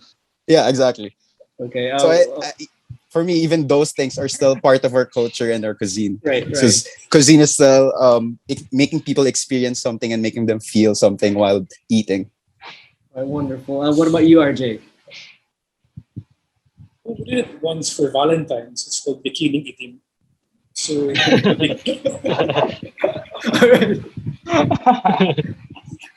I can imagine what that is. What is that about? well, like in Spanish cuisine, they have this like a sandwich that's called bikini. There's ham and cheese like in a triangle. So we made an in-house bread with a squid ink. Bikini itim. It's too gimmicky, so we just didn't put in the menu. All right. What about you guys, 30 and Kevin? Like epic fail. We had a lot of epic fails in So our. much. I think we go back and forth all day and every day with almost every dish we make. Sometimes I go too far, and then 30 goes like, "Oh, you're going way too far. This doesn't make sense anymore." And like, "All right, okay." And then we just try to adjust to like each other and see what makes sense. But right now we're just focused on making takeaways. It's very difficult because that's all we do for the past how many weeks. But for sure we'll be coming up with new stuff soon, depending on what happens. I mean, I don't know. But with all the lockdowns and everything. What about you in Bacolod, Don? I think I had two really daring dishes I did that I got a lot of flack from, and I did like a palabok version, and the noodles I did was made of shrimp and prawns, shrimp and squid, and then I turned that into noodles, palabok sauce, and everything. And the first day it was perfectly fine, and then people were like, "Put it on the menu, put it on the menu." And then I said, "Oh my God, I'm going to realize that at the long run, this is not at all viable." And then I had one client saying that, "Oh, I'm allergic to seafood, but I want to try it." And I'm like, that's going to be really hard. And the second one, and then the second one is making a version of kansi but vegan, which is actually really impossible. So I just tried to do it. I did it once, and I'm never gonna do it again. Right. Well, since we're talking about vegan versions, what are your guys' thoughts about making vegan twists to traditionally meat dishes? Don, I think that's a very good idea because it would open up more possibilities to our food. Just saying like adobo could be adobong kangkong, but it could also be adobong okra. It could be adobong whatever gulay that you want. There's so many possibilities in our food, and just being vegan would be another way to express the creativity in Filipinos. Right. But on veganism and trying to make vegetables look and taste like meat That dishes, way. what are your thoughts on that? Oh, and in that case, well, I would rather have vegetable focused dishes than rather copying meat products because you could actually introduce better flavors with these vegetables than just copying meat products. Your thoughts, RJ? Idol ko si Don. Both Dons. Both Dons. All right. Rest of you guys, 30 and Kevin? Well, we think, yeah, it should be great. But I support it. Vegetables are actually really great if you do it correctly. So yeah, I mean, it's basic stuff that like I think if we do it, we're just going to keep pushing creativity more with how hard to actually use vegetables. Yeah.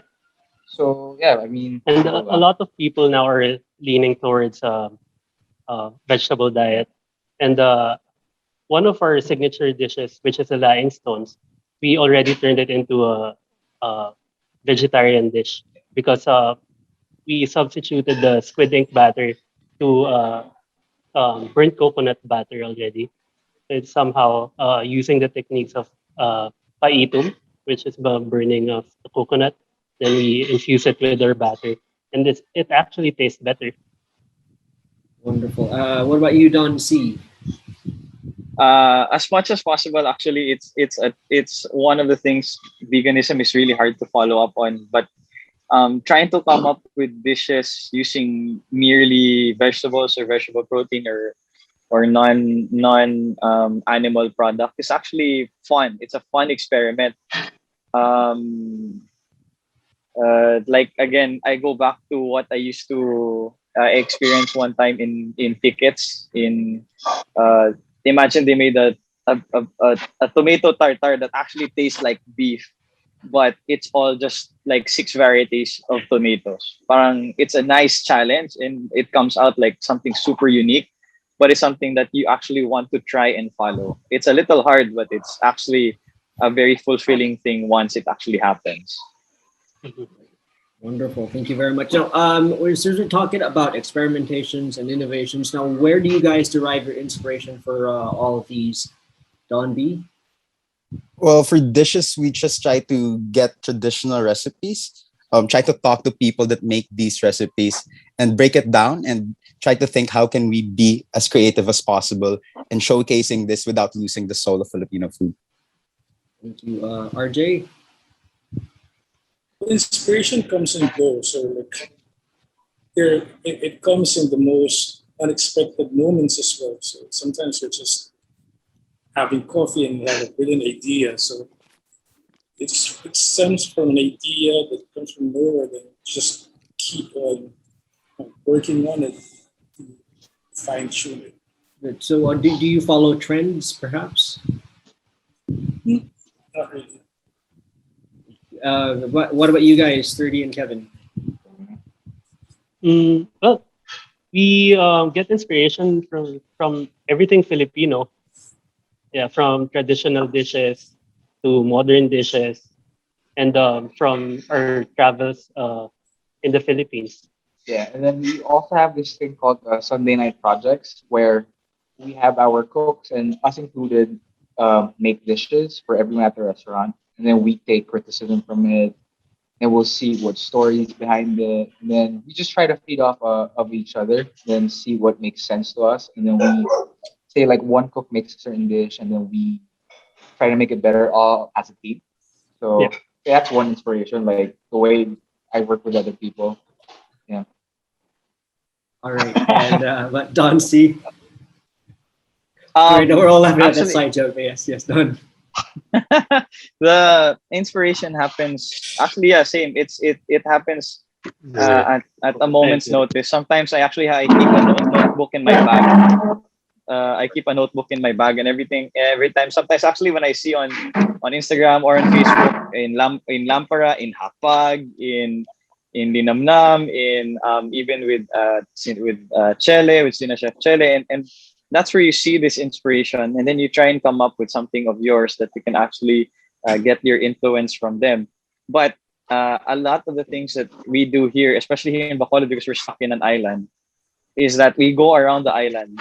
We have access to Dumaguete, we have access to Bohol, Cebu, Iloilo, but just within Negros, there are a lot of ingredients that it's easy to find and it's easy to play with because they're very abundant. And during that time, I even found out that we have our own seasons. I mean, hindi lang, it's not just rain, bagyo, init, El Nino. Parang it's not just those four.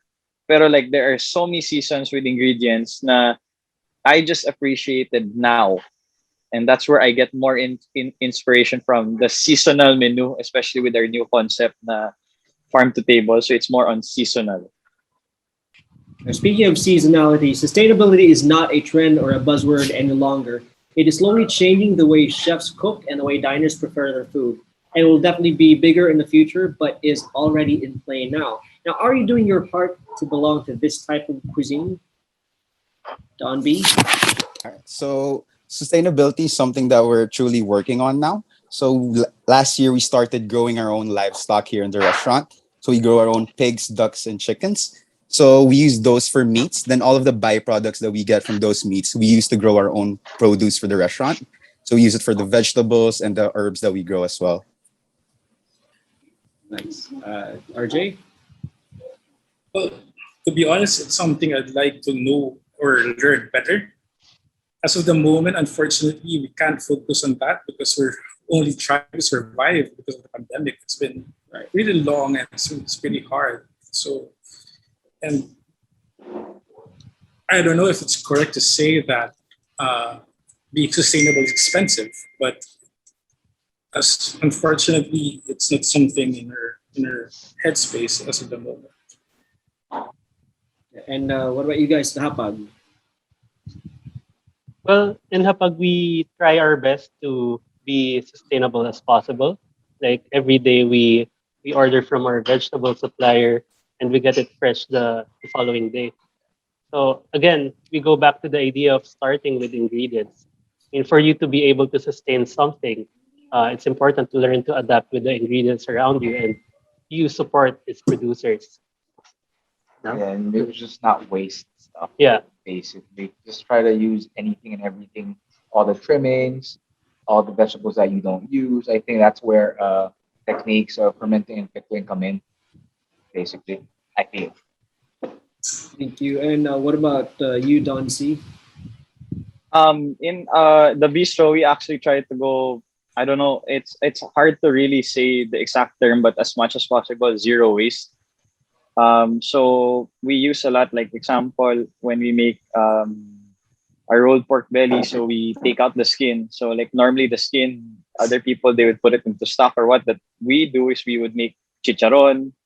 And the vegetable peelings, actually we would bring it to the farm, and then you would use those peelings, and then they would feed actually our pigs. So same thing with Don B is that in our Sauma project is that we're literally trying to make a self-sustaining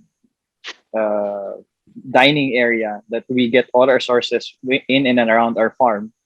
And as much as possible also use seasonal products kasi a lot of the practices today is that basta it's available, uubusin lahat. But nowadays it's always good like tangige is best from this month to this month.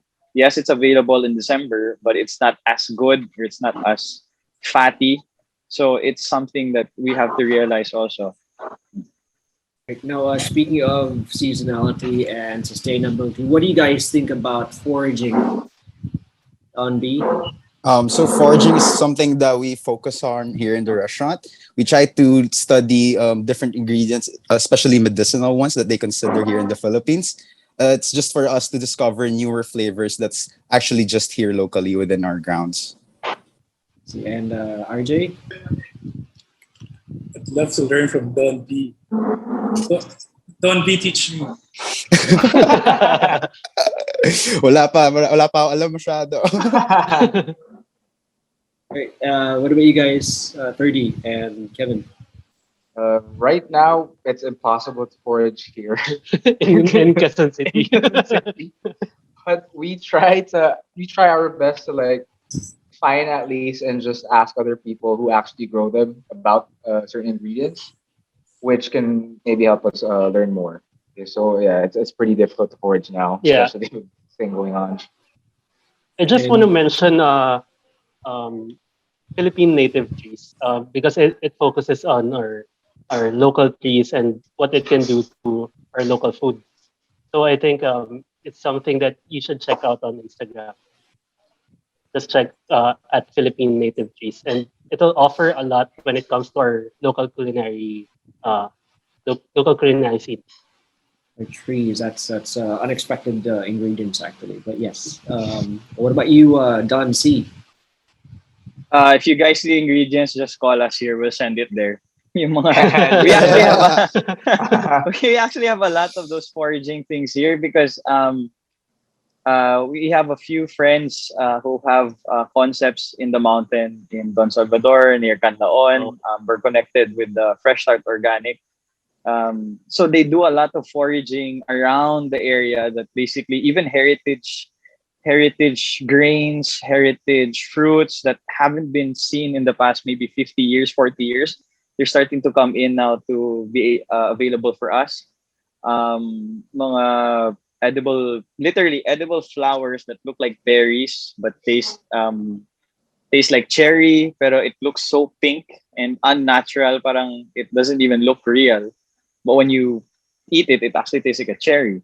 So as much as possible, we try and us every weekend we have to go out and then we check the mountain area or we check the sea area, and the locals will just at the side of the road they'll say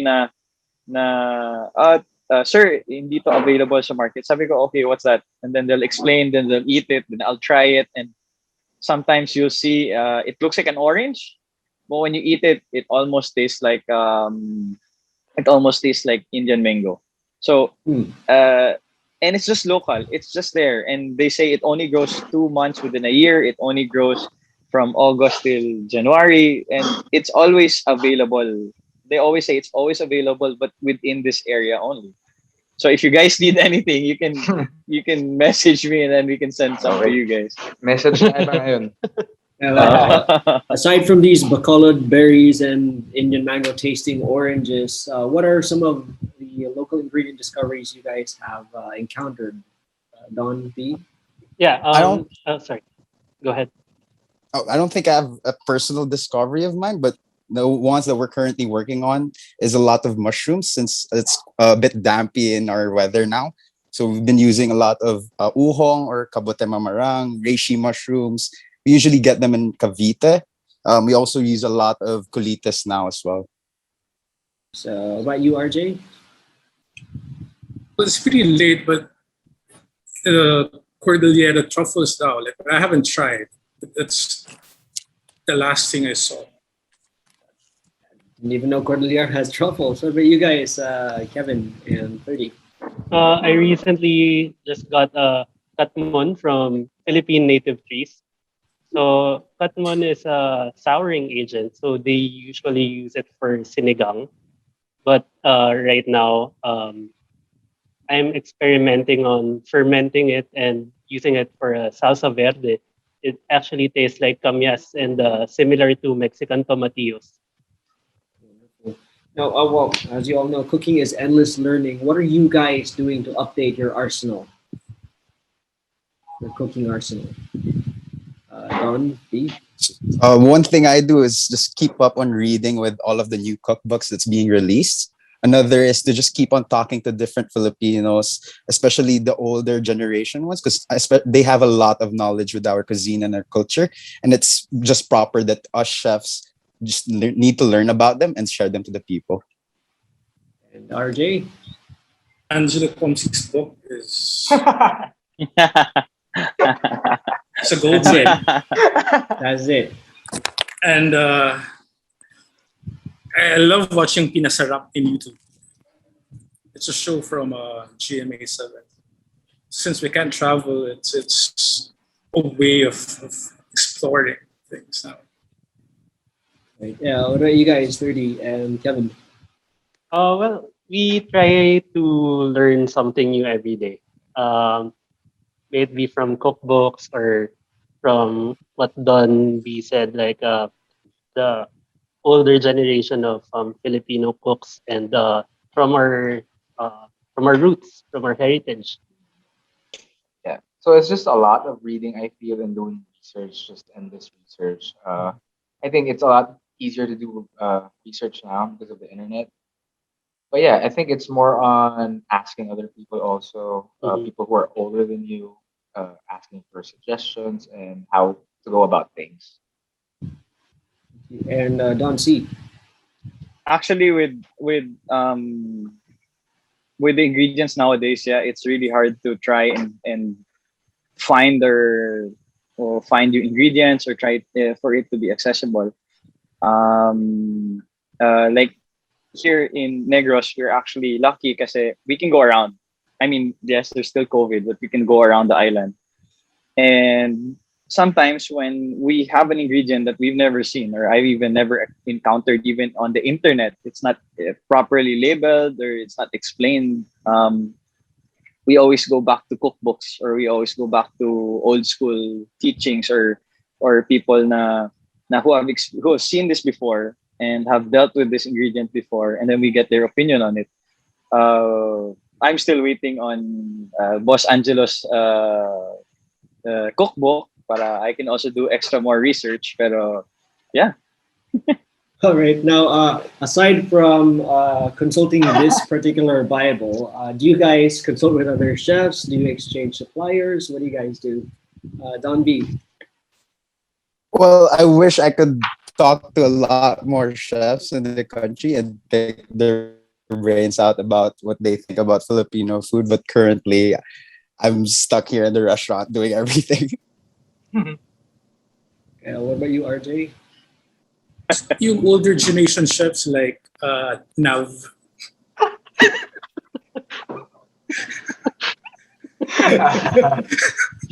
Oo nga. Older generation. Yeah. So like the beauty of this lockdown, we Lampara boys and the Hapag boys got to know each other better. A I lot. would say like not exchanging suppliers, not so much, but it's just that connection between folks that we try to maintain. Exchanging sentiments. Yes. Sentiments, yeah, a lot, especially in these times, yes. And Don? Actually, I'm sad here. I'm stuck in the province. I have no one to talk to here. Every time when I get to go to Manila before and I'd eat at RJ's place, that's when we talk about food. Sometimes when other chefs would come and visit, those are the times now we'd get to try and talk to them. Talk to like example, the ones I'm close to are like Chef Nino, Chef JP. As much as possible, I try to talk to them as much as I can. But I'd love to pick the boys in Hapag's brains out and figure out even in Binabnab. But that's the only thing is I'm stuck in the province. That's the biggest downside lang. Right. And did you guys have mentor chefs or do you follow foreign chefs? Don B? Well, I used to train under Chef Jordi of Toyo. Then after that, I used to train with Kel Zagire of Locavor. And RJ? Well, once in a while, I consult my chef in England, Chef C. Okay. Kevin and 30? Okay. Well, I follow a lot of chefs, and yeah, I try to learn as much as possible from what they're doing, and I also try to apply it here in Hapag. Yeah, for me, I have this chef back in Malaysia. He owns Dewakan. So he's also a really, really good chef that I look up to. I think in a way, he was able to instill a lot of inspiration, and the way he looks at food is just insane. And I hope to do the same for Hapag also. Yeah, and to add to that, I also follow these gentlemen right here. Yes, the very, very good chef of Lampara. And yeah, I think it's also nice to pick out the brains of these chefs as well. Well drunk. RJ. Well drunk, preferably drunk. Yes. What about you, Don C?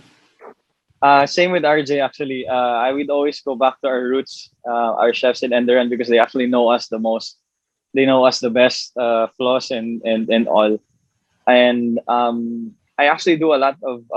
I buy old school books, especially when it comes to like El Bulli or Escoffier. You know those basically the where we have our techniques now, where we got our techniques from.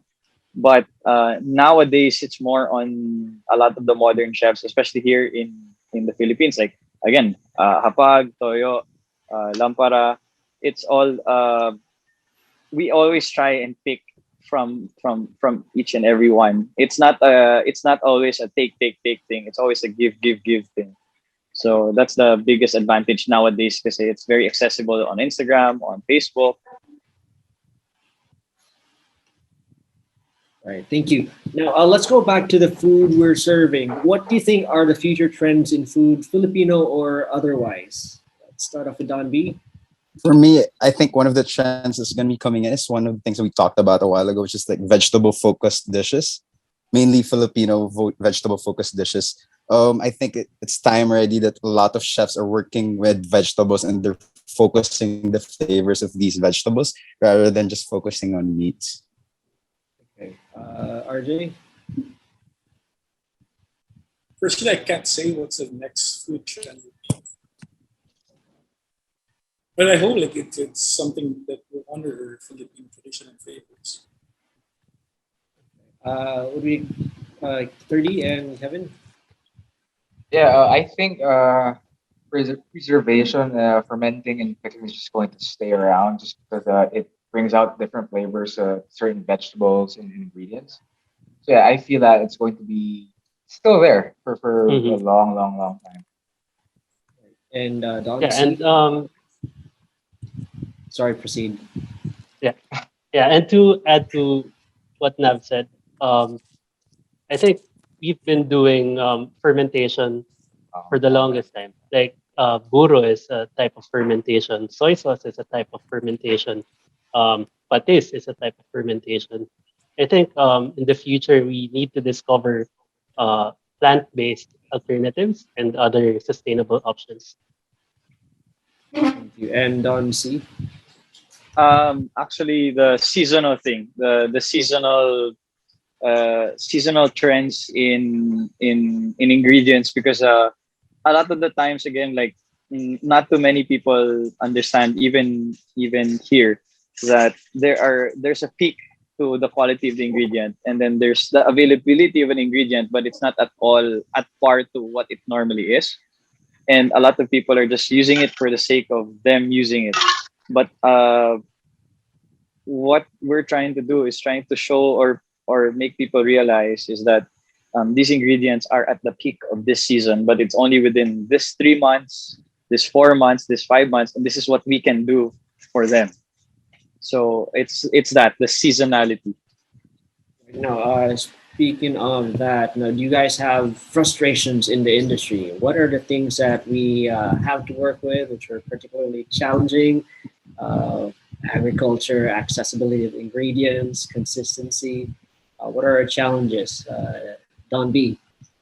I think one of the challenges is just getting the produce on time, because a lot of my challenges, basically the traffic. I'd like to get my produce as fast as possible usually, but since because of the traffic, we have to do certain stuff to our ingredients just before they get here.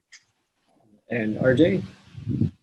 Like I think the consistency is the main problem now, because you'll get a sample of a produce, then you'll try it, you love it, but after a while, like it won't be the same. So I think if more people will have, well, if there's more demand for those products, then maybe the farmers can be more supported and have a more consistent product. And what about you guys, 30 and now? Yeah. Well, I think accessibility. How I wish we have like what Don C told us a while ago. How I wish we have uh, access to what they have in Bacolod, like the Bacolod cherries or the orange tasting mangoes. And yeah, I think that's it. Yeah, and then I'm just gonna say it like a frustration of mine personally is making sure that it's outside of ingredients or produce. It's more of taking care of your staff. Okay, I think it's one of the hardest things to do now, especially it's just so hard to find really capable staff, right? And like making sure that they're also happy during a time like this. It's always shoved off. So I think it's also good that I'm able to say this for everyone to know that it's just very, very difficult to make sure everyone's happy. Because if you have happy staff and like everyone's happy, I think it comes out with just more than the ingredients, just food and how the environment, all the inspiration. I think that's the most important for me. Personally. Yeah. Better tasting dishes, I would say. What about you, Don C? Here, actually, it's the consumer market that's a little challenging here because we're in a province that's a little small and it's very provincial. As much as possible, we try to put out our food and for people to appreciate it, and they do. However, the consumer market here is a bit smaller than what we're targeting for. Like, if we could have a target market, like example, or the consumer market like the size of Cebu or the size of Iloilo and Bacolod, it would be perfect. However, it's a little smaller than that, which is the really, really hard part. So that's why we created the farm to table concept, because a lot of the consumer market today, they want to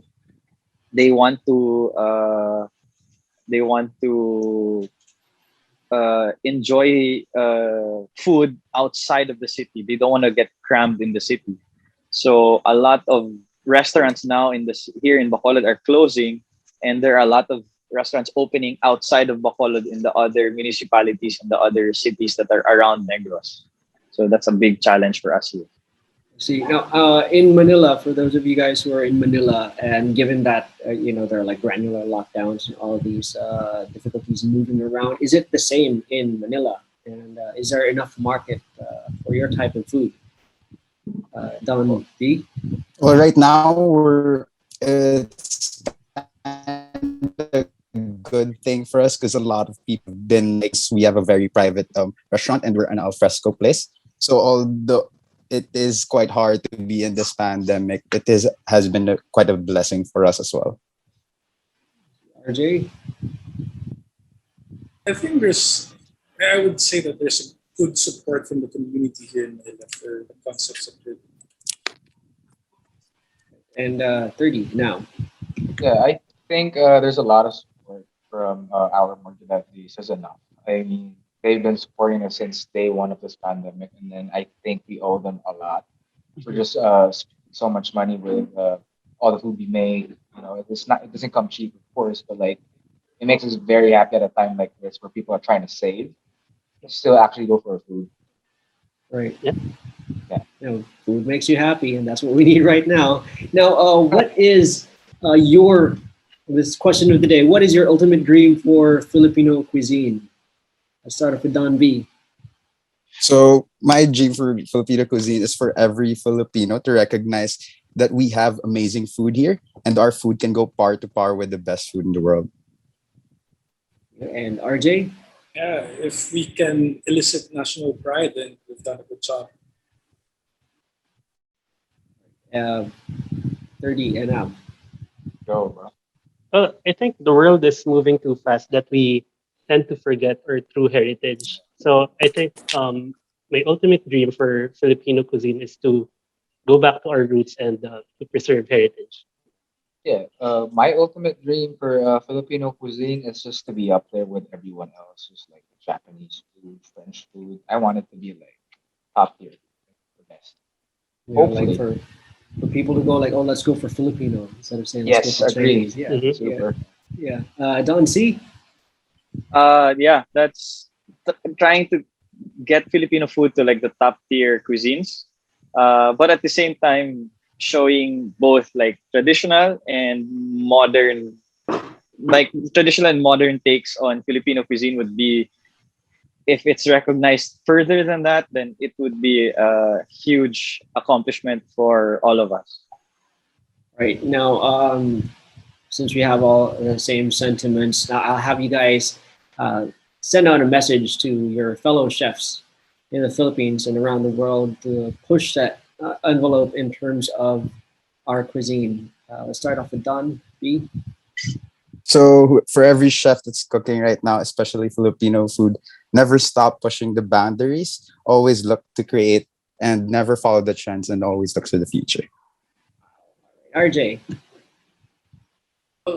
Keep on inspiring. I hope that our work now can inspire the next generation cooks, so we can lift Filipino food further. And from the Hapag Boys. My message would be to just keep cooking, keep learning, and be kind in the process. Yeah. My message is I love you all. I love you, all of you guys. Super. And last but not the least, Don C. Everybody should just move forward. I mean, there's always evolution and advancements to everything, and with everything happening now, it's always good to evolve. It's always good to adapt. But instead of just surviving, it's always best to thrive, especially now with everything that's happening. Right. It's been a fun chat with you guys. Thank you very much for sharing your thoughts on food. Thank you. I wish you all luck in your respective restaurants, given our current situation. And I hope you guys continue rallying for the promotion of our cuisine. This has been your host, Michael Karlo, wishing you all safety till we eat again.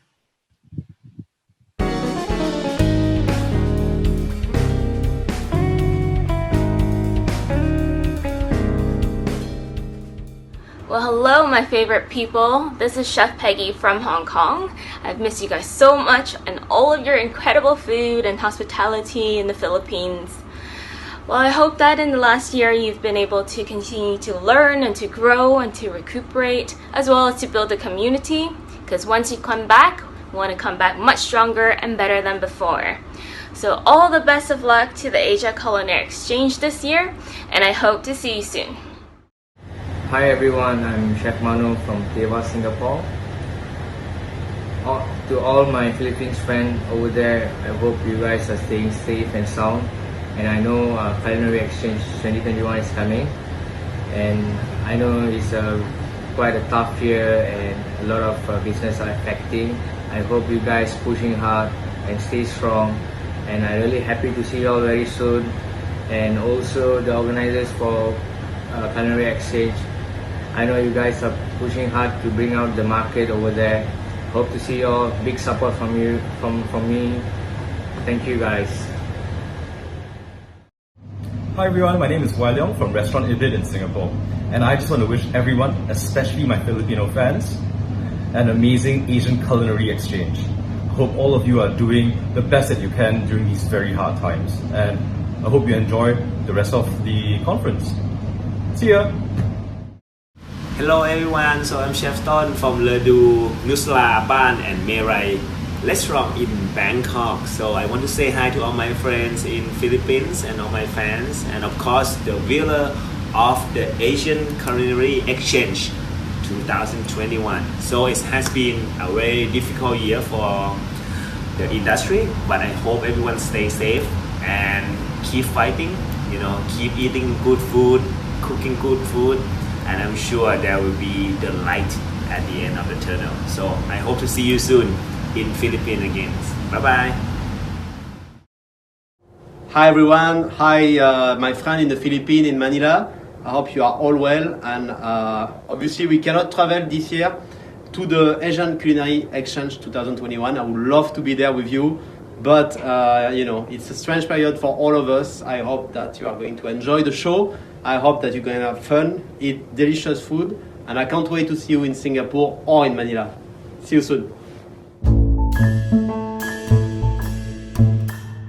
With every cup, we cultivate some of the finest coffee in the world that preserves the best of our world with human care and creativity.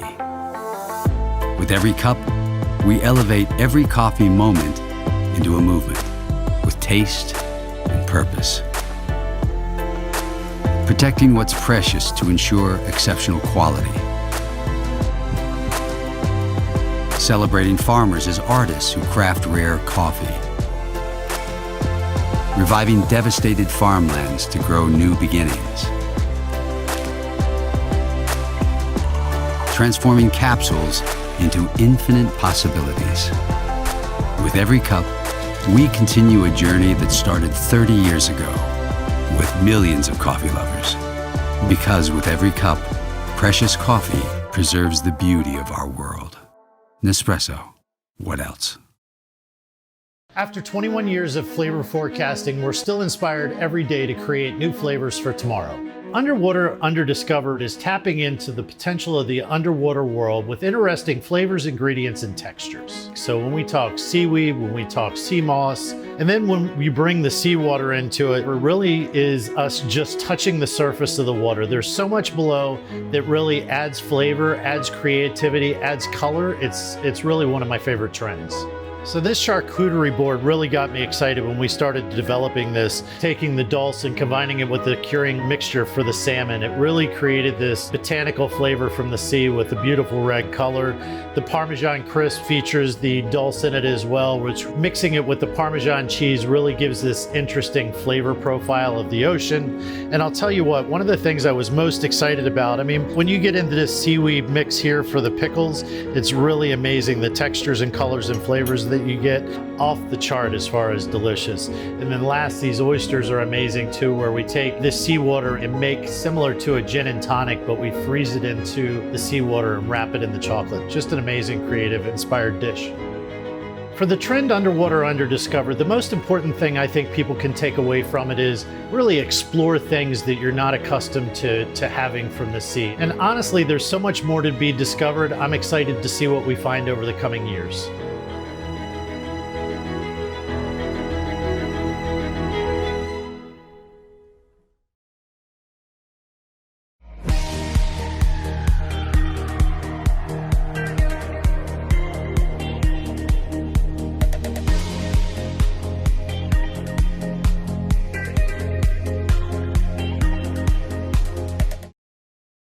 Got something you want to share to the world?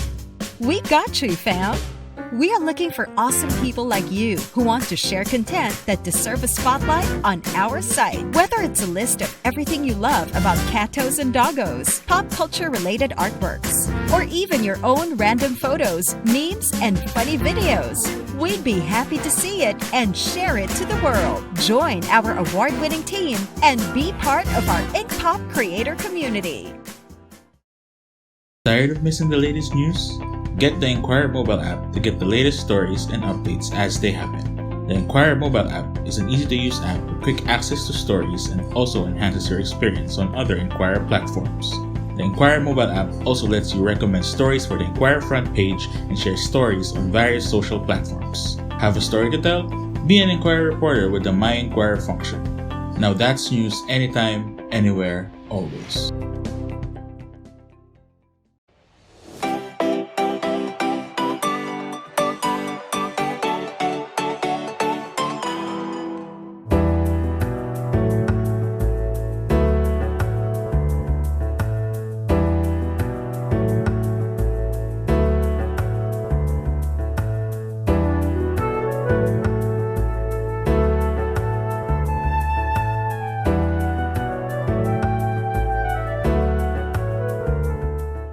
When my mom, Nora Daza, passed away in 2013 at the age of 84, a family friend texted me, Thank you for sharing your mom with the Philippines.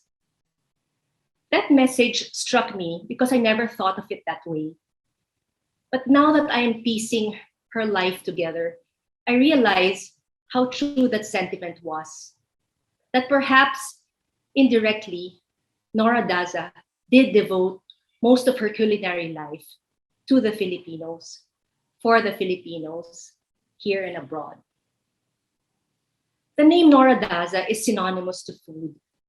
And that's because many people associate the name with her cooking show, Cooking It Up with Nora, and her cookbook, Let's Cook with Nora.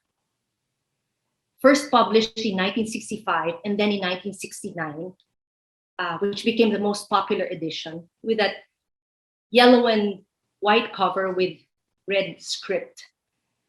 That little cookbook proved to be a bestseller among home cooks in the 1960s, the 1970s, the 1980s, all the way up to the 2000s. That's over 50 years of 2 or 3 generations of Filipinos relying on Nora Daza's recipes. Why was it so successful? I think it was because Nora Daza had a keen sense of what a typical Filipino family would consider a satisfying meal. She knew that as rice eaters, there had to be a mix of viands or ulam, a rotating cycle of chicken, beef, pork, fish, shellfish, and vegetables. She knew that the average home would alternate between having a Pinoy meal one day, a Chinese or Chinoy meal the next, and perhaps an American dish like meatloaf or burger, and maybe something Italian like spaghetti or macaroni or lasagna. And that's why on the cover of that cookbook, it reads, Let's Cook with Nora, a treasury of Filipino, Chinese, and European dishes compiled and kitchen tested by Nora V. Daza. Kitchen testing, that was very important to her, for she knew as a home cook the value of a good, reliable recipe. She carefully tested and selected the 275 recipes in the original Let's Cook with Nora, some of them from her own personal collection, some from the Manila Gas Cooking School, of which she was a directress, some of them culled from her 2-year stay in the US at Cornell University, where she earned her master's degree in restaurant and institutional management. The cookbook was an extensive mix of everyday fare as well as special occasion dishes. Leafing through the old original cookbook, you will find a very old school type of layout, compared to today's glossy and sleek cookbooks. But I'd like to think that her recipes are timeless. Best of all, she made sure that their ingredients were accessible and that the procedures easy to follow. To those people who confessed to her that they didn't know how to cook, she would simply say, just follow my cookbook and you will learn. You have to remember this was in the 1960s when life in the Philippines was very simple. White bread, soft drinks, and canned goods or delata were all the rage then. That's why many of the recipes in the old book called for white bread, evaporated milk, canned condensed milk, canned pineapple, and even canned cheese. When women in those days got married, they either became housewives or they started a career, but they still had to take care of the family. They were expected to provide meals for them. So they either learned how to cook or they hired a helper or a maid to do the cooking. And that's how hundreds and then thousands of women eventually learned to rely on Let's Cook with Nora. And they learned to trust the woman behind it. Then they also saw her on TV, where she had her cooking show, and she was always so glammed up with her pearls and her signature coiffure. And I know that she did that on purpose because she wanted to push the idea that cooking for the family can and should be enjoyable and it can be gratifying. She wanted to uplift these women and encourage them to take pride in their roles as homemakers. After her cookbook was published, she dared to dream of bigger things. After 2 trips to France, first with my dad, attorney Gabriel Daza Jr., and a trip with her sisters, she decided that she wanted to bring French cuisine back to Manila. Again, I bring you back to the time in the late 60s when there were only a few fine dining establishments in Manila. Based on my research, they were New Europe, Wernicas, Vinta Grill in Sulu, Makati, The Plaza, Casa Marcos, and Madrid Spanish restaurant along Highway 54, which is now known as EDSA. She opened up a Bon Vivant in Ermita in 1965 after taking a crash course in French cuisine in Paris. The restaurant was designed by architect Willie Fernandez, the husband of the late great Doreen Fernandez. The 50-seater restaurant had the ambiance of a French restaurant with copper pots and pans and French posters lining the brick walls. It had 2 private rooms in the second floor called the Capriccio Room and the Cornell Room. And my mom would bring French music tapes as well as ingredients not found in the Philippines then, such as cheeses, Gruyere cheese, Dijon mustard, and tarragon and vinegar for our Béarnaise sauce. She also brought a succession of French chefs whom she invited to train our Filipino cooks. She also invited, at one point, the Paul Bocuse and the Gaston Lenotre to come to the Philippines for a very special dinner. How she got them to come to the Philippines in the mid-70s is still a mystery to me. But I know that that dinner of the century was one that Manila's elite will never forget. And thus began her life as a restaurateur, and she opened up more restaurants one after the other. Ozil Philippine in Paris in 1972, O Bon Vivant Makati in 1974, Maharlika at the Philippine Center in New York in 1975, Bon Vivant Quezon City in 1976, and Galing Galing Filipino Restaurant in Ermita in 1977. Nora Daza became a pioneer in showcasing Filipino cuisine abroad in Paris via Ozil Philippine for 11 years, from 1972 to 1983, and then another 4 years from 1995 to 1999. And also Maharlika in New York City for about just 2 years, from 1975 to 77. I never had the opportunity to visit Maharlika because I was still in grade school at that time. But I did get to spend summers in Paris, working at our Ozil Philippine restaurant as a waitress, cashier, bartender. We did everything, as did my siblings Bong, Sandy, Mariles, and Stella. And we saw firsthand how our mother, Nora Daza, became the unofficial culinary ambassadors of the Philippines to France. Again, this was Paris in the early 70s, and the French knew next to nothing about the Philippines. Their only exposure to Asian cuisine was through the small Vietnamese restaurants, the small Chinese restaurants, and maybe a few Japanese and Korean restaurants around Paris. But she was determined to educate the French about the Philippines and Philippine culture through food. She believed that our Filipino dishes could stand proudly beside the other Asian dishes, particularly because we had a curious mix of Spanish, Chinese, and American influences in our food. She built Ozil Philippine so that it was really elegant and impressive, a showcase of the best of the Philippines. There were brass and capiz chandeliers, lacquered capiz placemats, and capiz candle holders, and green and yellow tablecloths. Filipino music was always playing in the background, and our waiters were proudly dressed in the Barong Tagalog. She always took the time to engage the customers in conversations, ready to tell them about the Philippines.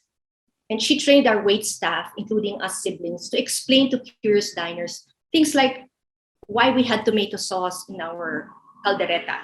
That's the Spanish influence. Or why we had pancit guisado in our menu, on our menu. That's the Chinese influence. And the French were blown away by our taba ng talangka, which she would bring in cans in her luggage. And that was served over steamed prawns, and the French just loved it. Especially when we told them that the taba ng talangka was collected drop by drop from tiny little crabs. We also kept a number of coffee table books ready for customers to browse, and many of them wanted to know what ube or langka or kapuno looked like, because we had, for desserts, ube pie, langka mousse, and makapuno preserves dolloped over a scoop of vanilla ice cream. We also served desserts like sans rival, banana cream pie, and dayak mousse. And while they were not native Filipino desserts, she explained that the Americans taught us how to make cookies, cakes, and pies, which was true. In one interview, I was asked if Nora Daza's efforts had a direct impact on Philippine cuisine. And my answer was this. Perhaps her two Filipino restaurants, one located in Europe and the other in America, did not have a direct effect on Philippine cuisine at that time. But I am certain that they did create a ripple effect, an effect that we still feel today. The restaurants definitely created a ripple effect in the hearts of every Filipino traveler over a span of 14 years, 10 years in Rue Laplace and 4 years in Rue Pontoise, who found an oasis in Paris. Imagine you're a Filipino tourist who, after 4 weeks or several weeks of traveling throughout Europe, you're eating bread, cheese, cold cuts, and salads. And then finally, you could finally dine on hot white rice and ulam, food that tasted like home. Seeing their smiles was priceless, and they were always so grateful to be able to eat familiar dishes like sinigang, adobo, lumpia, pansit, lechon kawali, and chat with our staff in Tagalog. Another wave of this ripple effect would be in the minds of thousands of French nationals and other Europeans from Italy, Germany, Spain, who frequented the restaurant, because many of them were repeat and loyal customers. Having a taste of Filipino food and hospitality was an effective introduction to our culture. At the very least, it made them more aware about the Philippines.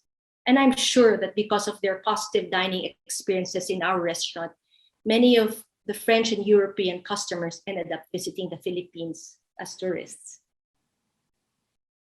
Nora Daza became part of a prestigious national culinary competition in the Philippines called the Great Maya Cook Fest.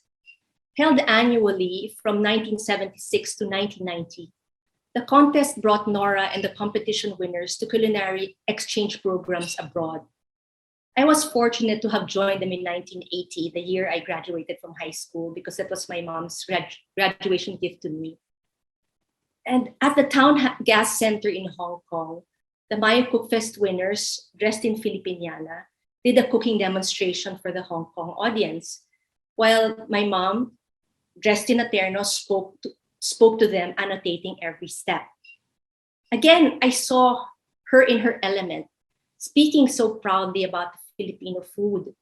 And it was clear to me that they made a very good impression on the foreign audience. This scenario was repeated in Bangkok and in Singapore that year, and in other Asian countries they visited, like Malaysia, Indonesia, and Japan, and once in the US in other years. Nora Daza and her delegation of culinary contest winners always did their best to represent the Philippines. And I think it's safe to say that this culinary competition, which lasted for 14 years, allowed Nora many opportunities to bring Filipino cuisine to different parts of the world. Another ripple effect. She has been named a pioneer and a trailblazer in the Philippines with her successful cookbooks, her TV shows, and her illustrious restaurant career.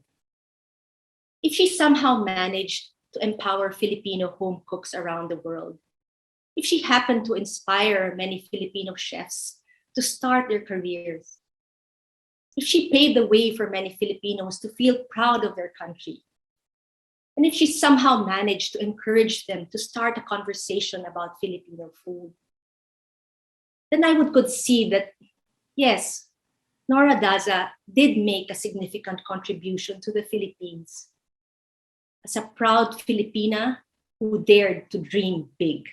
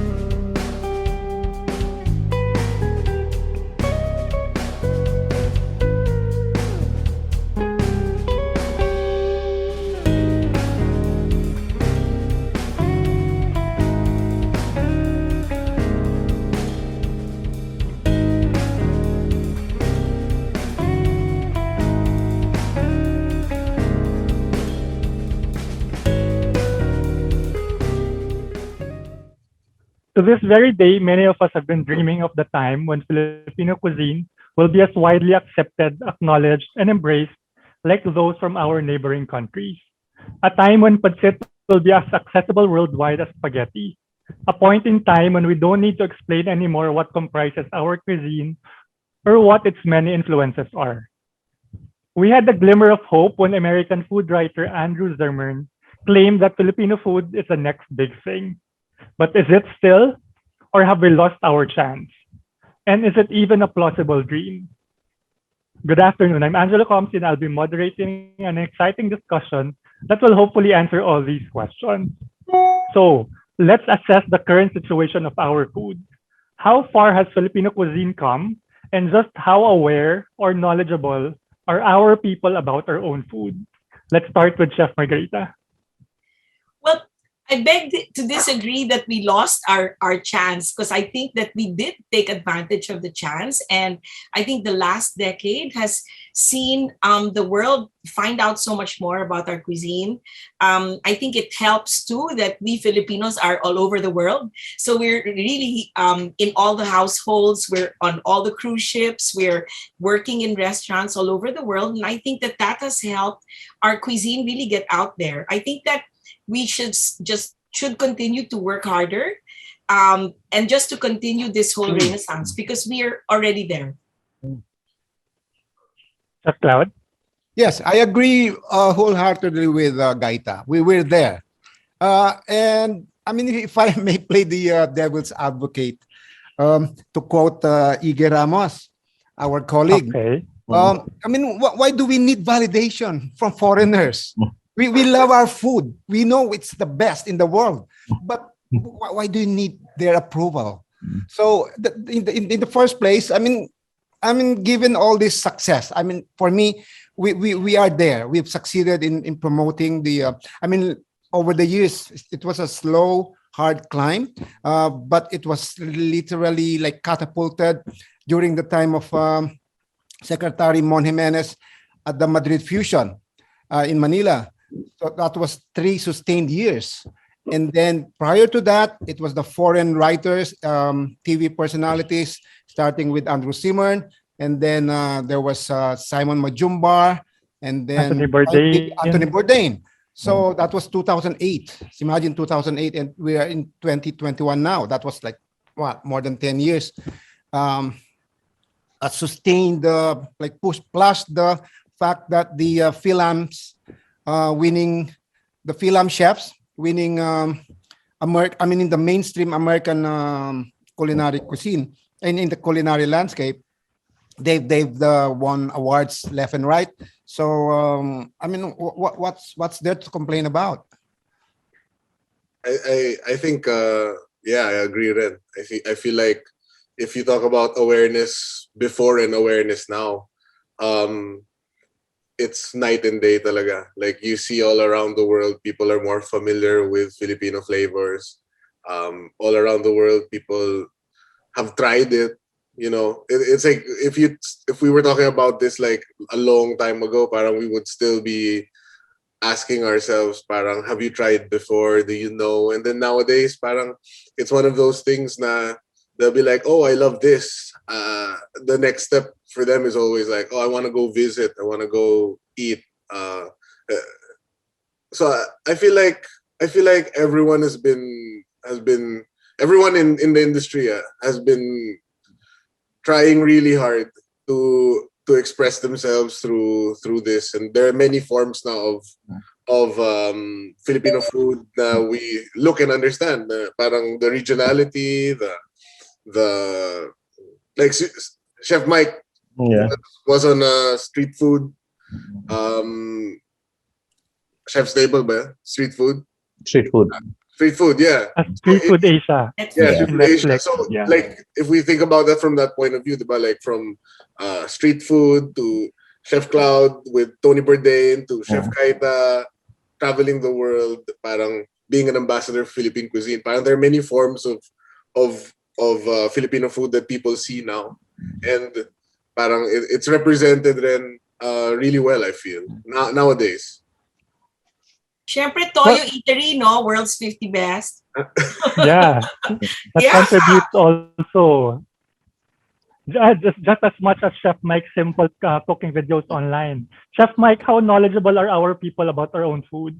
I think the pandemic actually helped in the consciousness of Filipino food. Kasi in terms for the demand of content, there are a lot of people watching recipes, traditional recipes, and you will notice that a lot of Filipinos now who are locked up in their homes are beginning to cook recipes they've long forgotten or they've long not cooked. No, so I think it's a really good time for us also to refine. No, looking back, I also see like working with young chefs now.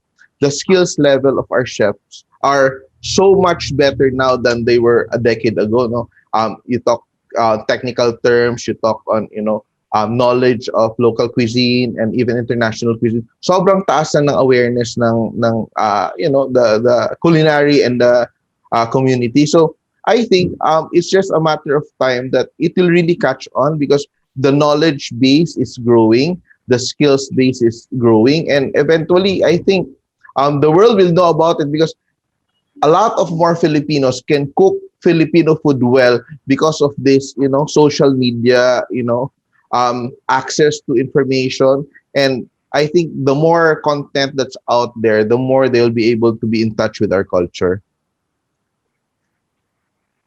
But do you guys think that there's still a lack of food education in our system? Is the social media enough, or should it be more represented in schools? I'd like to answer that. I think that's one of the problems because we don't have material for schools for teaching Filipino cuisine. It's very important. Yes, I think there's a move to standardize the adobo, and I think that has to be translated in actual teaching materials.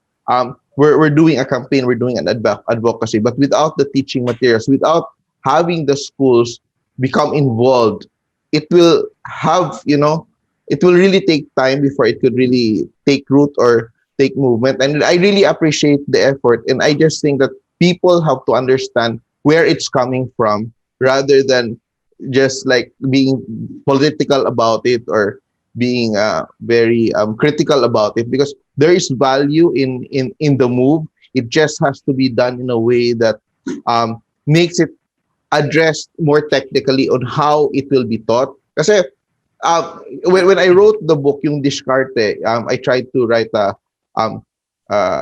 like a instructional book on how to cook, and I wrote it in Taglish. And I talked with people in the province. I realized that local terminology for cooking terms is very limited. So when you instruct, like in Cebu, you would always say, anong gagawin dito? Adobohin mo. I-afritada mo. So it's limited to a reference to a dish that they already know. But they cannot really explain the method or the technique. But if we're able to consolidate all this information and contextualize it into how Filipino food is done versus the terms that's accepted internationally, we will have a better grasp of how to do Filipino food properly. So I think it's really the dissecting everything and creating a structure in terms of the language we use. Kasi like even for restaurants, fancy restaurants, no, they always play around with local terminology to make food seem authentic. But it's just the same thing. They're just changing the language, no? So I think we have to have a standard way of what you call this, like defining a dish. If it's called adobo, what is an adobo? What is an afritada? What is, sometimes they just change the name, like call it with exotic ingredients with a local dialect and sell it as something. So some people are really like turned off by that because there's overpromise sometimes. And when they eat it, is, oh, alam ko naman to, bakit tinawag tong iba? And I think that's what DTI is doing now. Yeah. Ako personally with terminology, and alam ko I had this discussion with Chef Cloud a few weeks ago, no? Yes. Na for me, parang sometimes it's also about claiming the terminology. So like you were mentioning also na sometimes yung dish name yung ginagawang parang verb. I think also reflective of our language culturally. Diba, like when we speak in Filipino, kunwari sa Tagalog, parang there's a tendency that you can also use the noun sort of like a verb. And in that sense, parang I also like to explore the flip side of that with the conversation na parang when you say inadobo mo, it's also the technique, which is similar to kunyari, my conversation with Chef Cloud a few weeks ago na in-explain niya sa akin yung menu niya. Yung how he expounds on the idea of the dish as the technique moving forward. I feel like what you were mentioning rin dun sa parang pag-standardize nung sa adobo. I feel like the term should be a bit different. Like, siguro not standardized. Kasi when you say standard, parang in a way, limiting. Yeah, it's a bit limiting, right? So in a sense, like when you say like the standard, parang meron din tayong ini-imply na inferiority with other things. When I feel like maybe a better term is like how do we define it from with the idea of parang diversity, diba? So alam mo yung if you think about from the point of view na how like Filipino food in general, diba? Like we're highly regional, super regional. And if we compare it to kunyari other cultures, parang there are cultures that are hindi naman less regional pero I guess more firm with kunyari royal cuisines, cultures with like parang court cuisine, ganyan. Style ours is very personal, like from the home, from your mom, from your lola, and I feel like parang we have to capture with the wording. We also have to capture parang the emotional side of our food, and the diversity, and how we can celebrate the diversity also. So, Chef Cloud, how do we structurize this? How do we address this concern? Oh, the concern of like it's standardizing. Well, yeah. Ito na naman tayo. No, wait. Not standardizing, but to preserve and promote our food education in school. Yeah, okay. Like what Chef Mike did with the cookbook. But what are the other avenues that we need to take to address this concern?